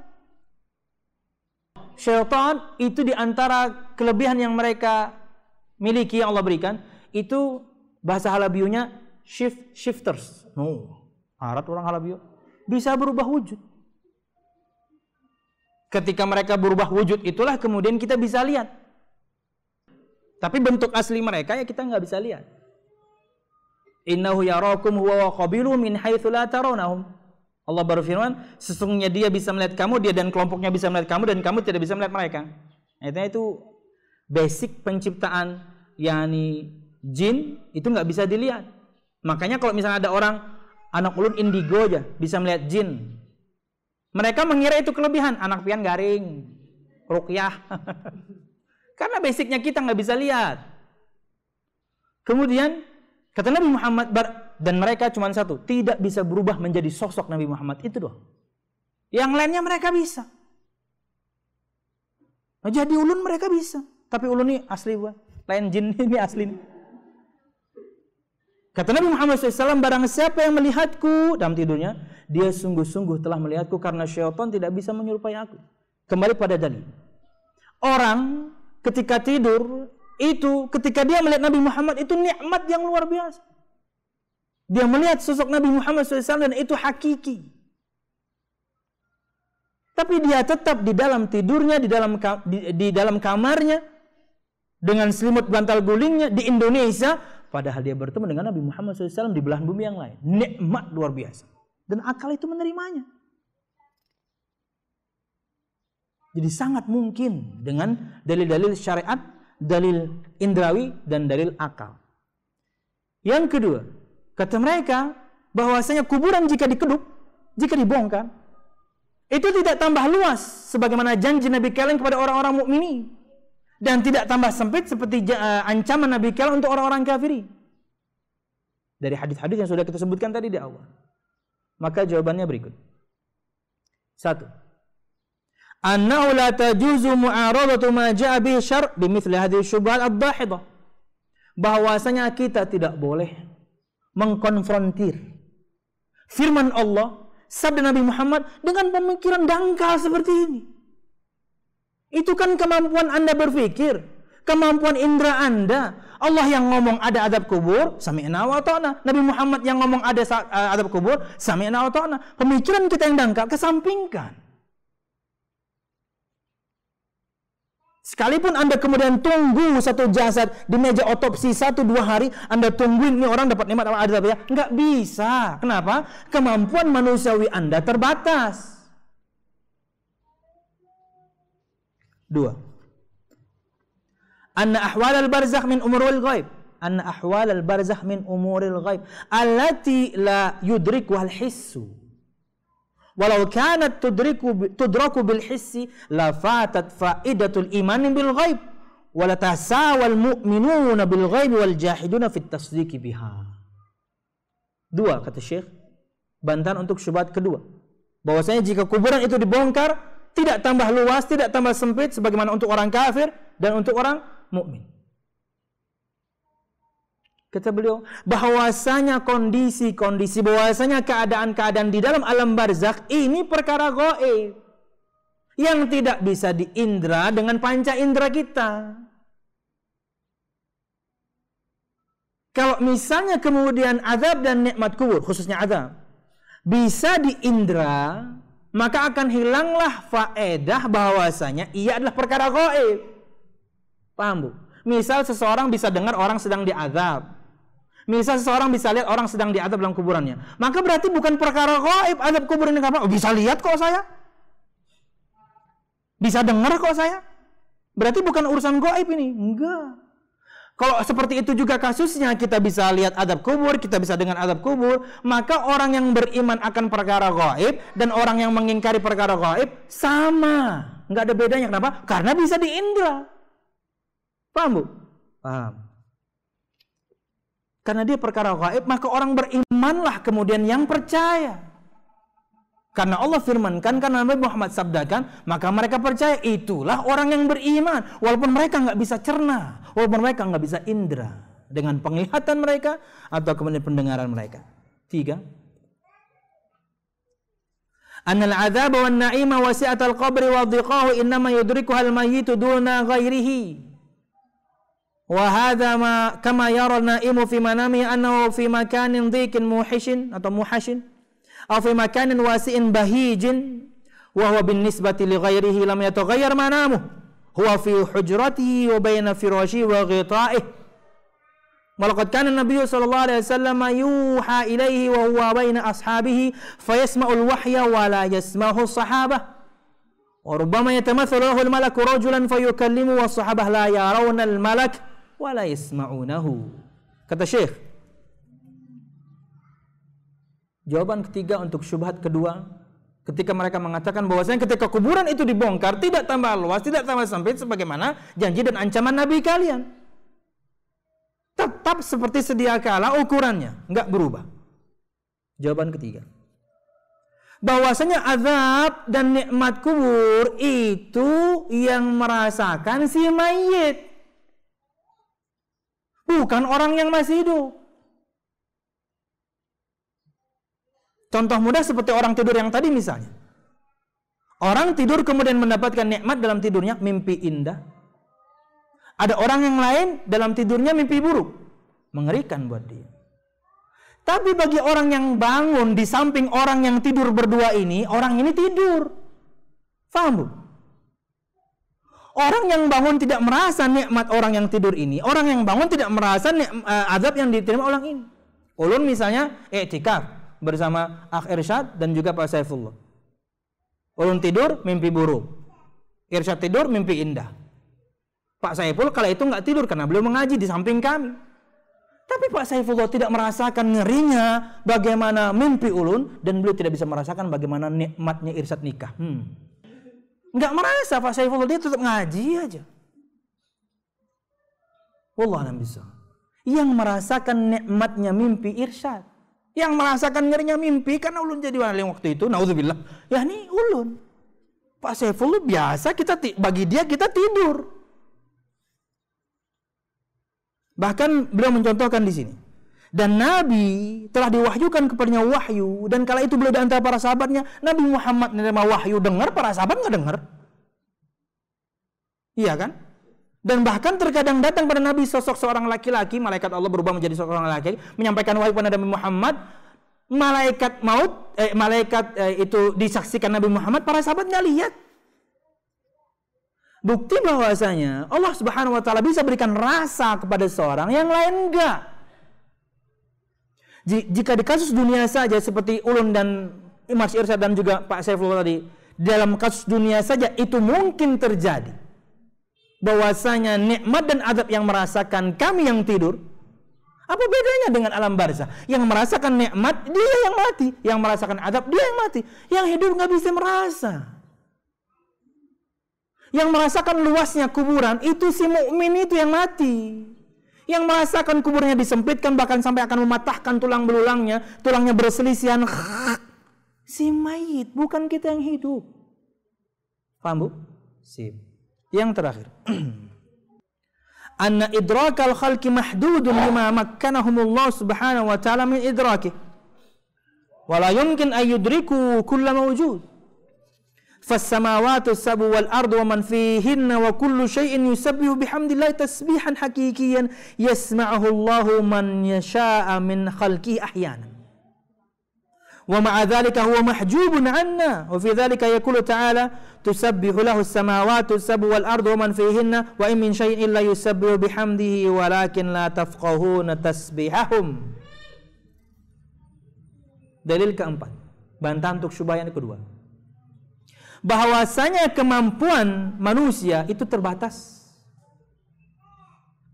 Dengan keterbatasannya Allah Subhanahu wa taala sudah berikan kepada manusia untuk mengindranya. Dan tidak mungkin kemudian seorang manusia bisa mengindra semua yang ada.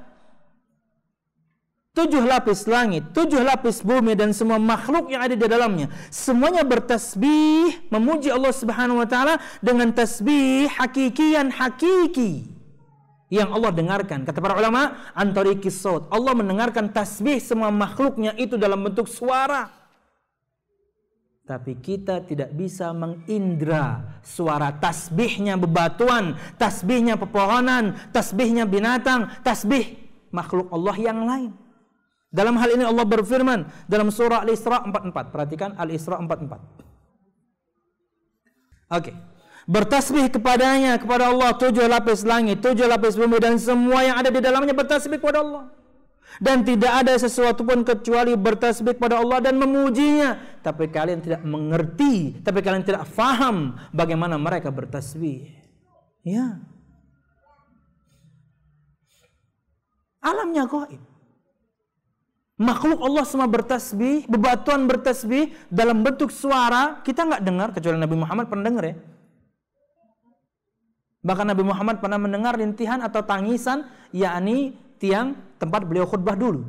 Jadi dulu mimbar Nabi Muhammad itu tiang pohon kurma yang dipotong, beliau berdiri di sana. Ketika dibuatkan mimbar, beliau tinggalkan ini dan menangis. Kayu itu menangis. Nabi Muhammad mendengarkan tangisannya.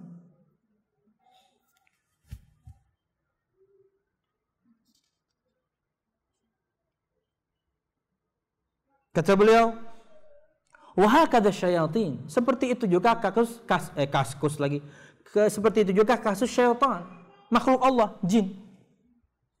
Mereka ada tapi kita nggak bisa indra. Makhluk Allah semuanya bertasbih tapi kita nggak bisa dengar. Azab dan nikmat kubur yang merasakan si mayit bukan orang lain. Kita nggak bisa indra, tapi ia ada. Kemampuan kita terbatas. Kita tidak bisa mengindra semua yang ada di muka bumi ini.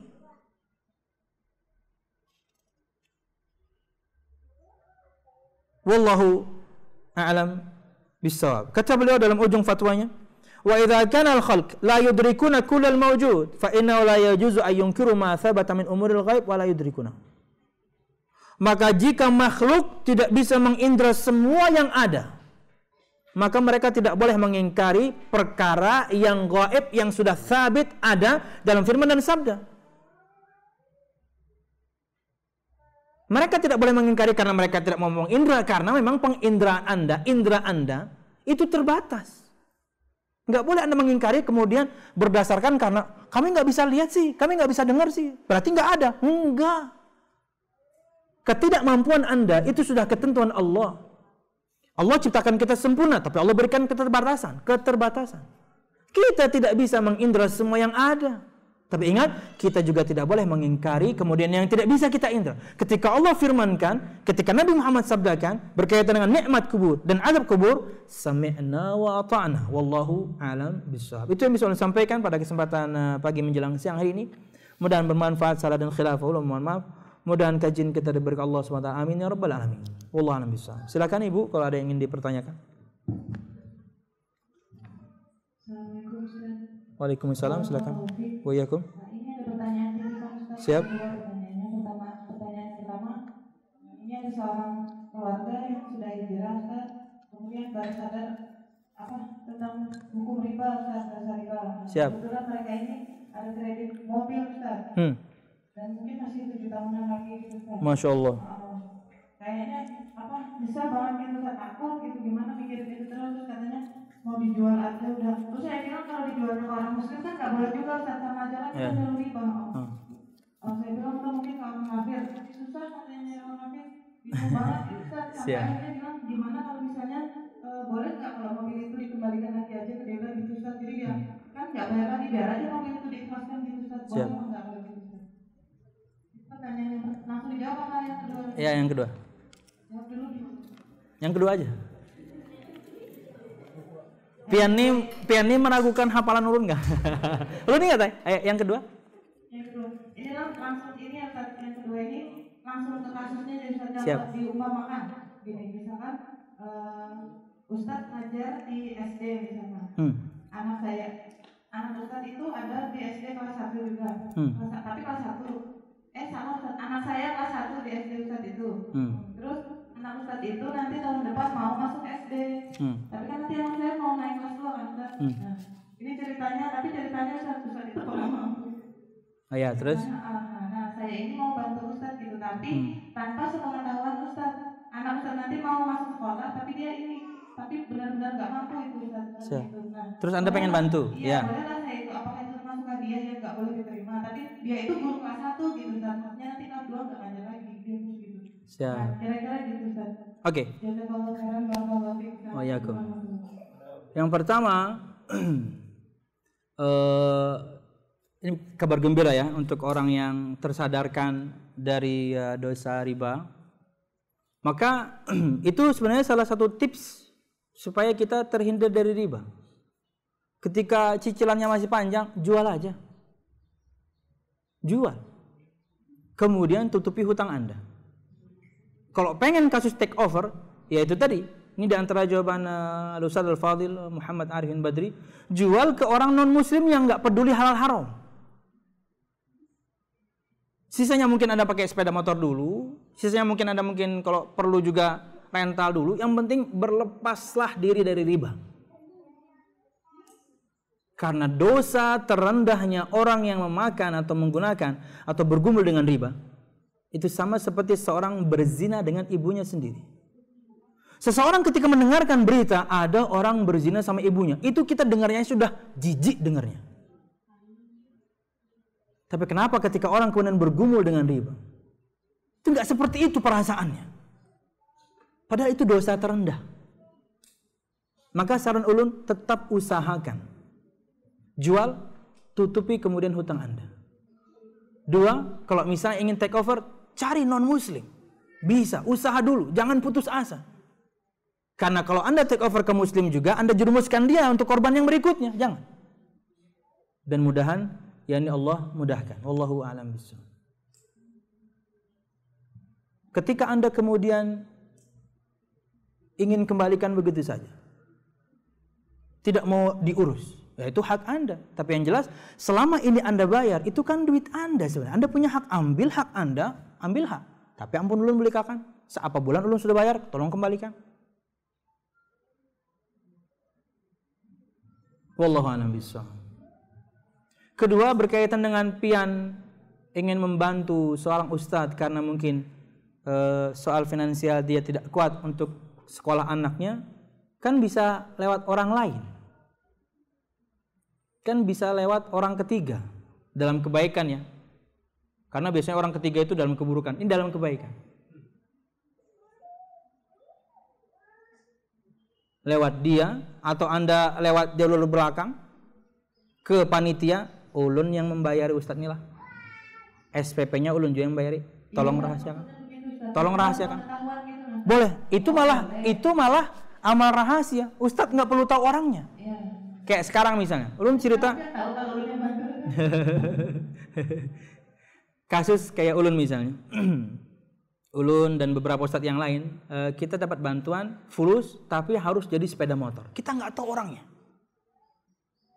Tapi orang ini pengen fulus yang dia kasihkan jadi sepeda motor dipakai buat dakwah. Maka kami belikan. Dan kami nggak tahu siapa orang. Mungkin orangnya sering sholat di samping kami nggak tahu. Tapi yang jelas dia ngasih fulus, tapi jadi sepeda motor. Maka kami belikan. Wallahu a'lam bishawab. Artinya dia ingin tersembunyi, dia ingin tidak ada yang lain tahu. Yang jelas fulus, yakni tentunya ada perantara ya, yaitu Ustadz Ahmad. Beliau tahu orangnya, tapi semua kami nggak tahu kecuali Ustadz Ahmad.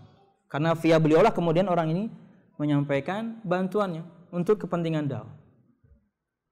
Wallahu a'lam bishawab. Jadi boleh. Dan ini diantara amal rahasia yang sangat mungkin akan menyelamatkan orang tersebut nanti ketika di akhirat. Kata Nabi Muhammad SAW, Al-mar'u kullu mri'in fi dhilli sadaqatihi yawmal qiyamah. Setiap orang nanti akan berada di bawah naungan sedekahnya sendiri. Karena di padang mahsyar kala itu matahari akan Allah dekatkan sejarak 1 mil. 1 mil itu kata Imam Nawawi panjangnya besi celak seorang wanita. 5 atau besi pensil eyeliner seorang wanita 5 sampai 6 cm. Oke. Besi celak seorang wanita atau panjangnya pensil eyeliner. Tentunya kekuatan seorang akan berbeda kala itu, fisik pun akan berbeda. Yang jelas sejarak itulah Allah akan dekatkan, seorang akan berkeringat dan keringatnya itu macam-macam. Tergantung amal soleh di dunia. Ada yang keringatnya sampai mata kaki, ada yang sampai lutut, ada yang sampai pinggul, ada yang sampai pundak, ada yang kemudian masuk mulut dia keringatnya. Orang kalau sudah dinaungi nggak keringatan. Dan sedekah itu akan yang menjadi menaungi kita nanti di hari kiamat. Maka beramallah amalan rahasia. Wallahu a'lam bishawab. Tapi pian sekarang kada rahasia lagi pian berlaku. Tapi kalau misalkan nanti ketahuan gitu dan takutnya itu misalkan ustadznya itu penasaran tanya soal itu siapa ibadah siapa. Dia itu tahu kalau itu pemberian dari orang tua murid gitu. Iya. Enggak boleh menerima. Iya. Wallahu a'lam bishawab. Yang jelas sebisa mungkin rahasiakan. Tapi pokoknya boleh. Boleh, nggak ada masalah.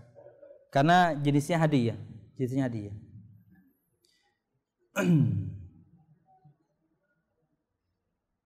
Dan mudah-mudahan tidak merubah kebijakan dia dengan nilai anak Anda ketika dia tahu Andalah orangnya. Nah ini. Itu. Karena tahun depannya nanti dia kayaknya nggak ngajar anak itu lagi. Oh ya sudah aman insyaallah. Wallahu a'lam bishawab. Kemudian sudah ya. Mana tadi ini nang berdulu nih? Assalamualaikum warahmatullahi wabarakatuh. Waalaikumsalam. Ulun hendak betakun. Kalau kertas ini sampai sini pasti pengen betak. Bu, ya Allah ibu. Nggak apa-apa ya. Ulun bercanda aja, Bay. Ulun ini lagi dalam keadaan jatuh, siap. Suami ulun bagus ja, cuma agak sedikit cuek dengan keadaan anak kami 2. Istilahnya untuk belanja anak pun kami sudah tidak mampu. Suami ulun PNS, tapi kalau di rumah kerjaan cuma otak-atik HP doang. Wah. Siapa yang tersinggung ini? Ada ibu-ibu lah melihat suaminya di dalam selimutnya, di bagian wajahnya bercahaya. Wah. Bangga sekali ibu ini. Nanya Ustadz kenapa ya? Wajah suami saya kok sepertinya bercahaya. Itu suami Anda sedang WhatsAppan. Aduh. Oke. Kadang ulun bisa sabar, kadang hati terasa jengkel melihat keadaan suami. Bagaimana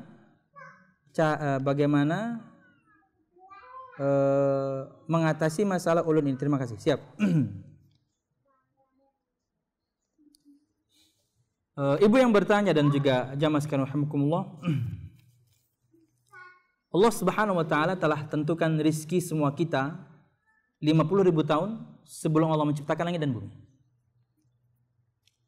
Selama suami pian kemudian menghasilkan rizki tersebut dengan cara yang halal, syukurilah. Dan bukan urusan kita banyak dan sedikitnya. Allah sudah tentukan rezeki kita masing-masing. Ada yang Allah kasih banyak, ada yang Allah kasih sedikit. Nggak dikasih. Orang kafir Allah kasih.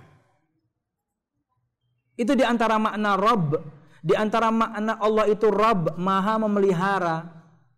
Allah memelihara secara umum semua hambanya. Jinnya, manusianya, binatangnya, semua hambanya.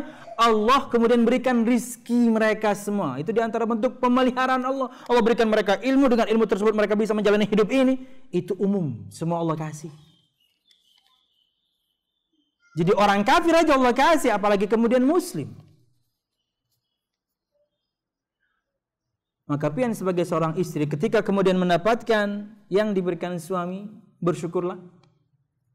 Dan milikilah sifat qanaah, selalu merasa cukup dengan pemberian Allah Subhanahu wa taala via suami.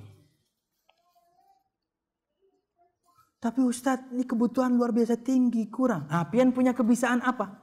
Suami punya kebiasaan apa? Maksimalkan. Mungkin pian pintar berjahit, pian pintar bermasak, pian pintar bolah wadeh. Yuk maksimalkan. Allah yang berfirman, "Famshu fi manakibiha." Maka jalanilah jalan-jalannya, maka berjalanlah di gang-gangnya. Dalam mengais rezeki Allah, jalani semuanya. Kais rezeki Allah SWT. Yang penting caranya halal. Banyak dan sedikit bukan urusan kita, Allah pasti kasih.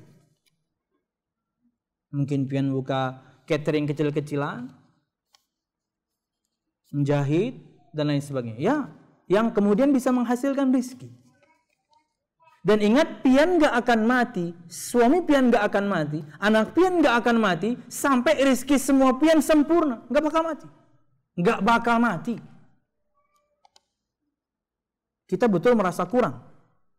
Tapi taunya dengan yang kurang tersebut, Allah cukupkan kita. Gak bakal mati.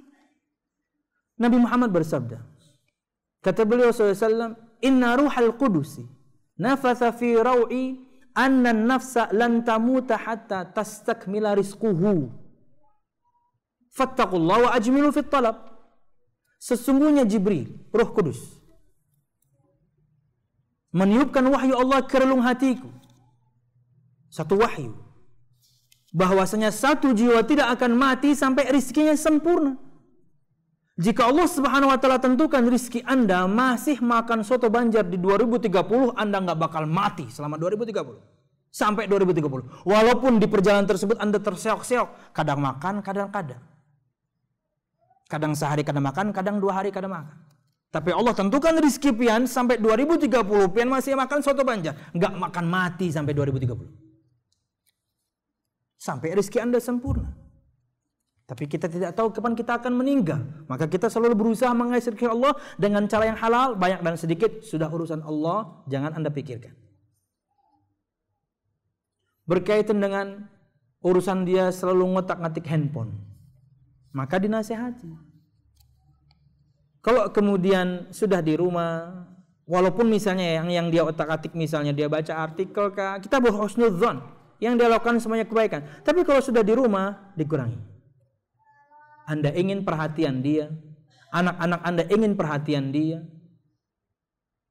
Anak-anak itu sangat senang ketika mereka cuma ngulangi hafalan pendek, tapi Anda mendengarkan, hai para suami. Mereka senangnya minta ampun.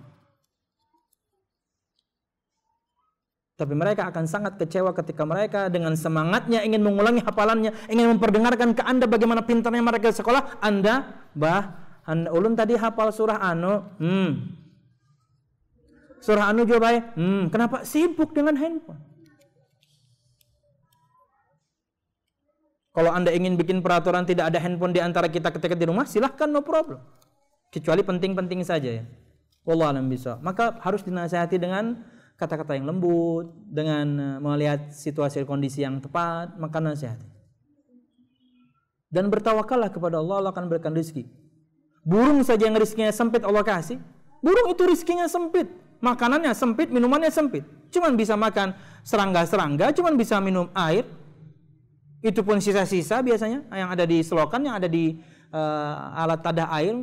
Sempit rezekinya burung itu. Tapi mereka pergi di pagi hari perut kosong, pulang mesti kenyang. Kenapa? Karena mencari dan kemudian bertawakal. Apakah kemudian PNS nggak boleh kerja sampingan? Boleh kan? Boleh.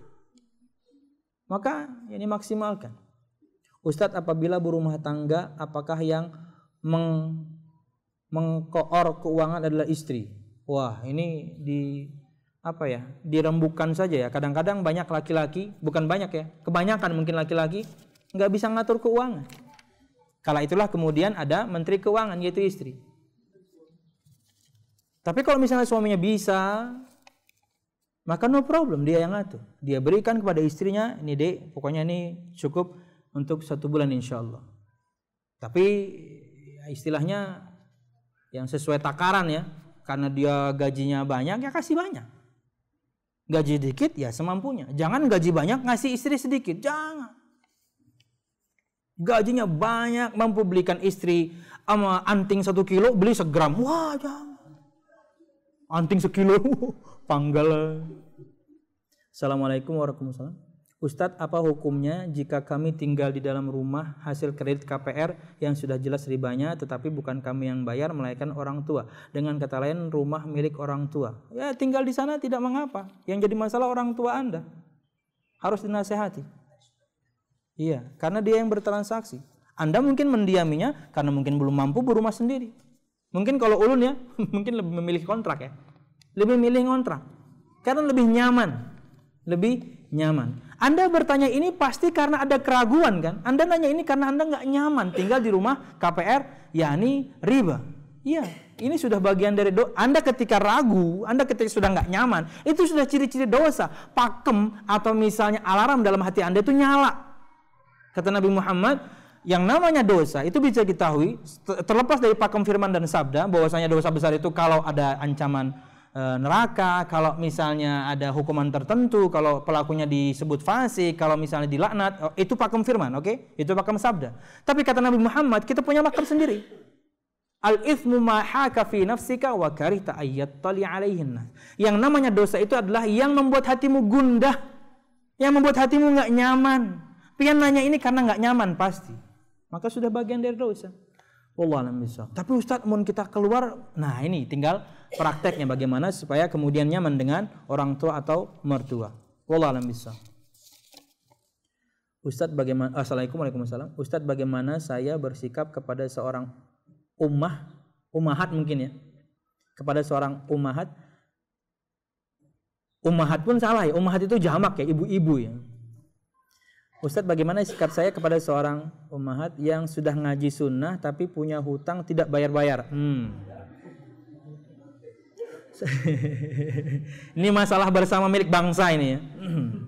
Banyak yang begini nih, udah ngaji tapi Masya Allah zolim sama saudaranya.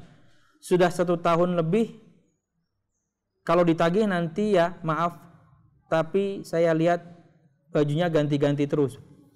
Ya, gini nih permasalahan.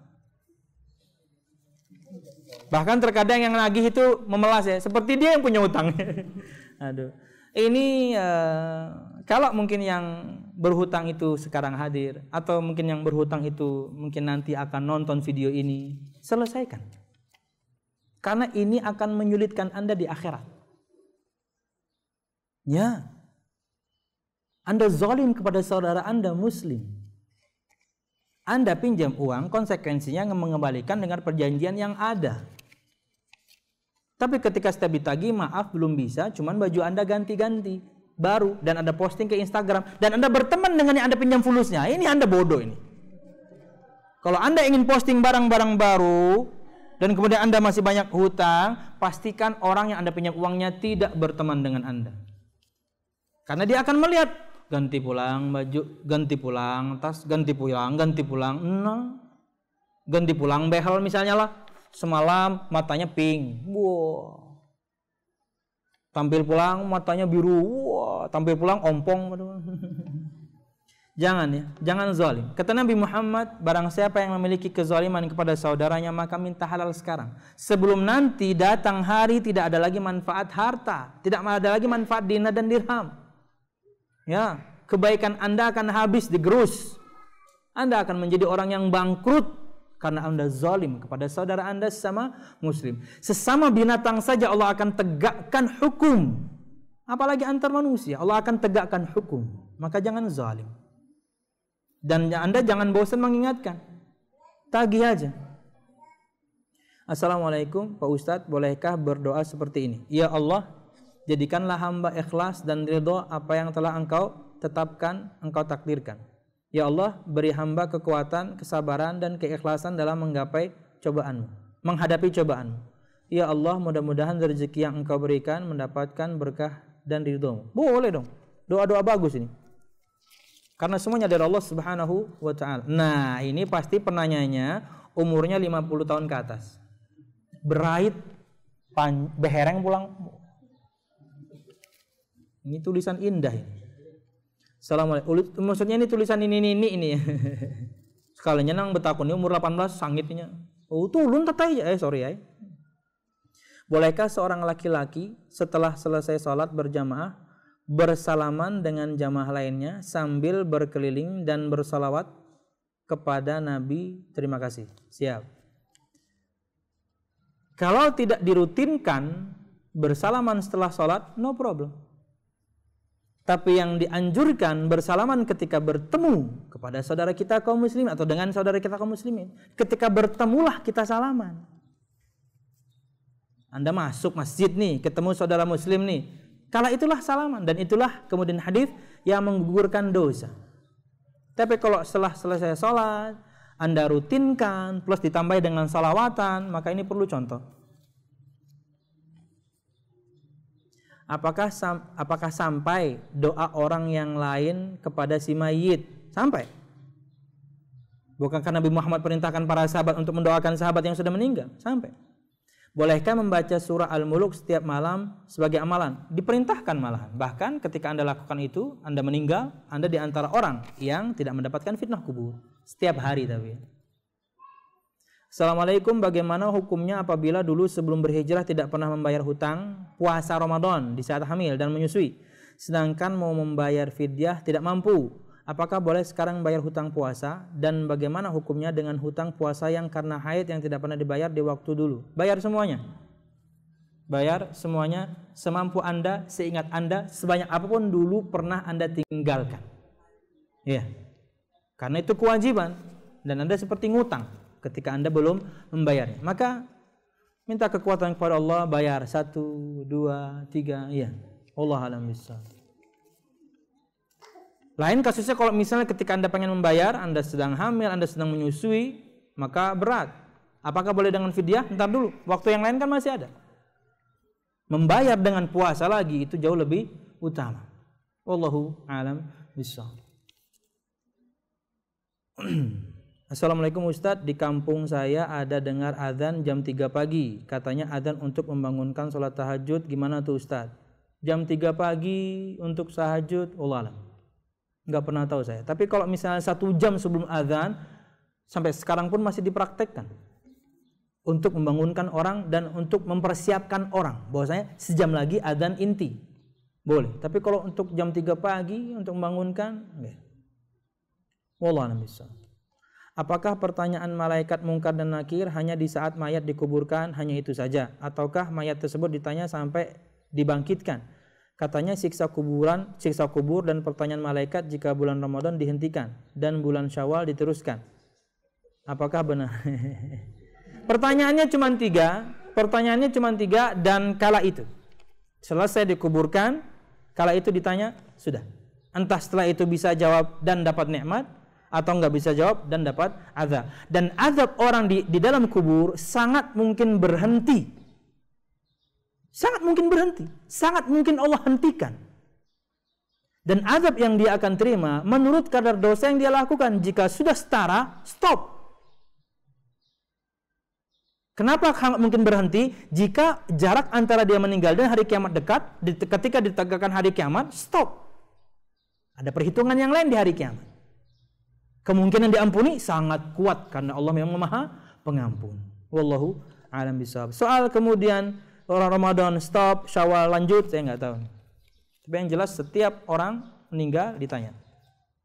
Ustadz, assalamualaikum warahmatullahi wabarakatuh. Ustadz, apa hukumnya seorang wanita memanggil pada seorang laki-laki dalam kurung pacar dengan sebutan Abi, sedangkan dia belum menikah? Waduh.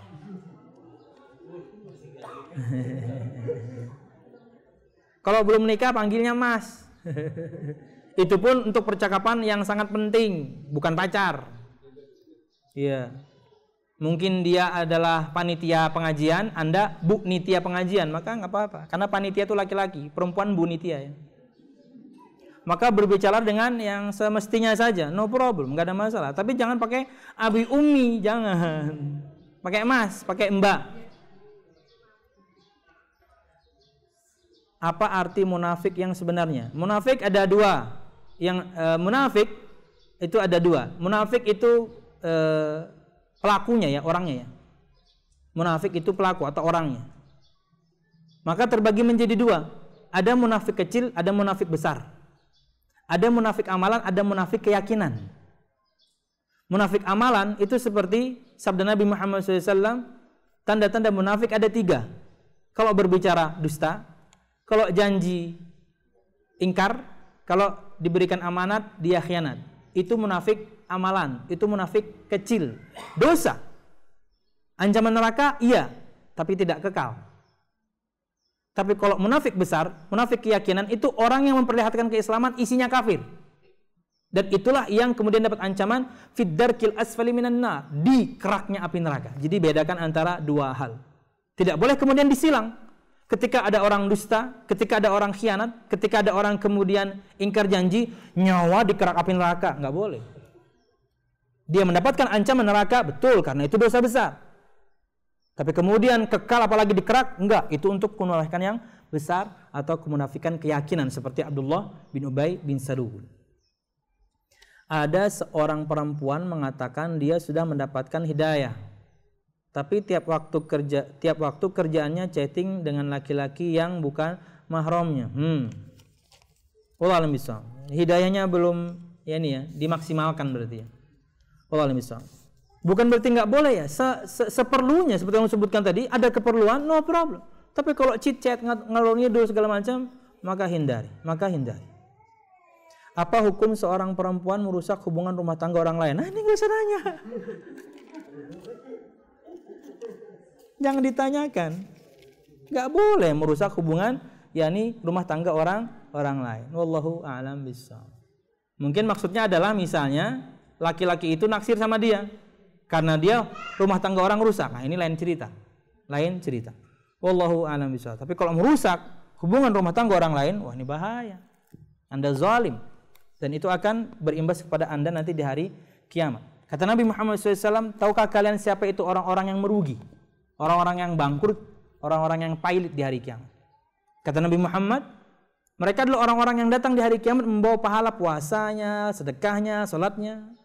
Tapi mereka datang bersamaan dengan itu, mereka pernah zalim sama orang di dunia. Pukul orang, bunuh orang, ambil harta orang, caci maki orang, tuduh orang yang bukan-bukan, ya. Maka kebaikan orang ini akan diberikan kepada orang yang dia zalimi. Ketika kebaikan dia habis, maka keburukan orang yang dia zalimi akan dikembalikan ke dia sampai Allah akan campakkan dia di neraka Allah Subhanahu wa taala. Jangan pernah zalim. Ketika Anda atau kita memiliki kezaliman kepada saudara kita kaum muslimin, minta halal sekarang. Dan ketika minta halal jangan di-broadcast. Minta maaf, minta halal itu langsung face to face atau japri. Ini kada mohon maaf lahir batin di-broadcast. Ya, nggak jelas tujuannya. Kepada siapa Anda bersalah, kepadanya lah kemudian kita minta maaf. Wallahu a'lam bishawab. Sebelum datangnya hari kiamat. Dan itu bermula ketika kita meninggal, nggak bisa ngapa-ngapain lagi. Subhanakallahumma bihamdika asyhadu an la ilaha illa anta astaghfiruka wa atubu ilaik. Wassalamualaikum warahmatullahi wabarakatuh.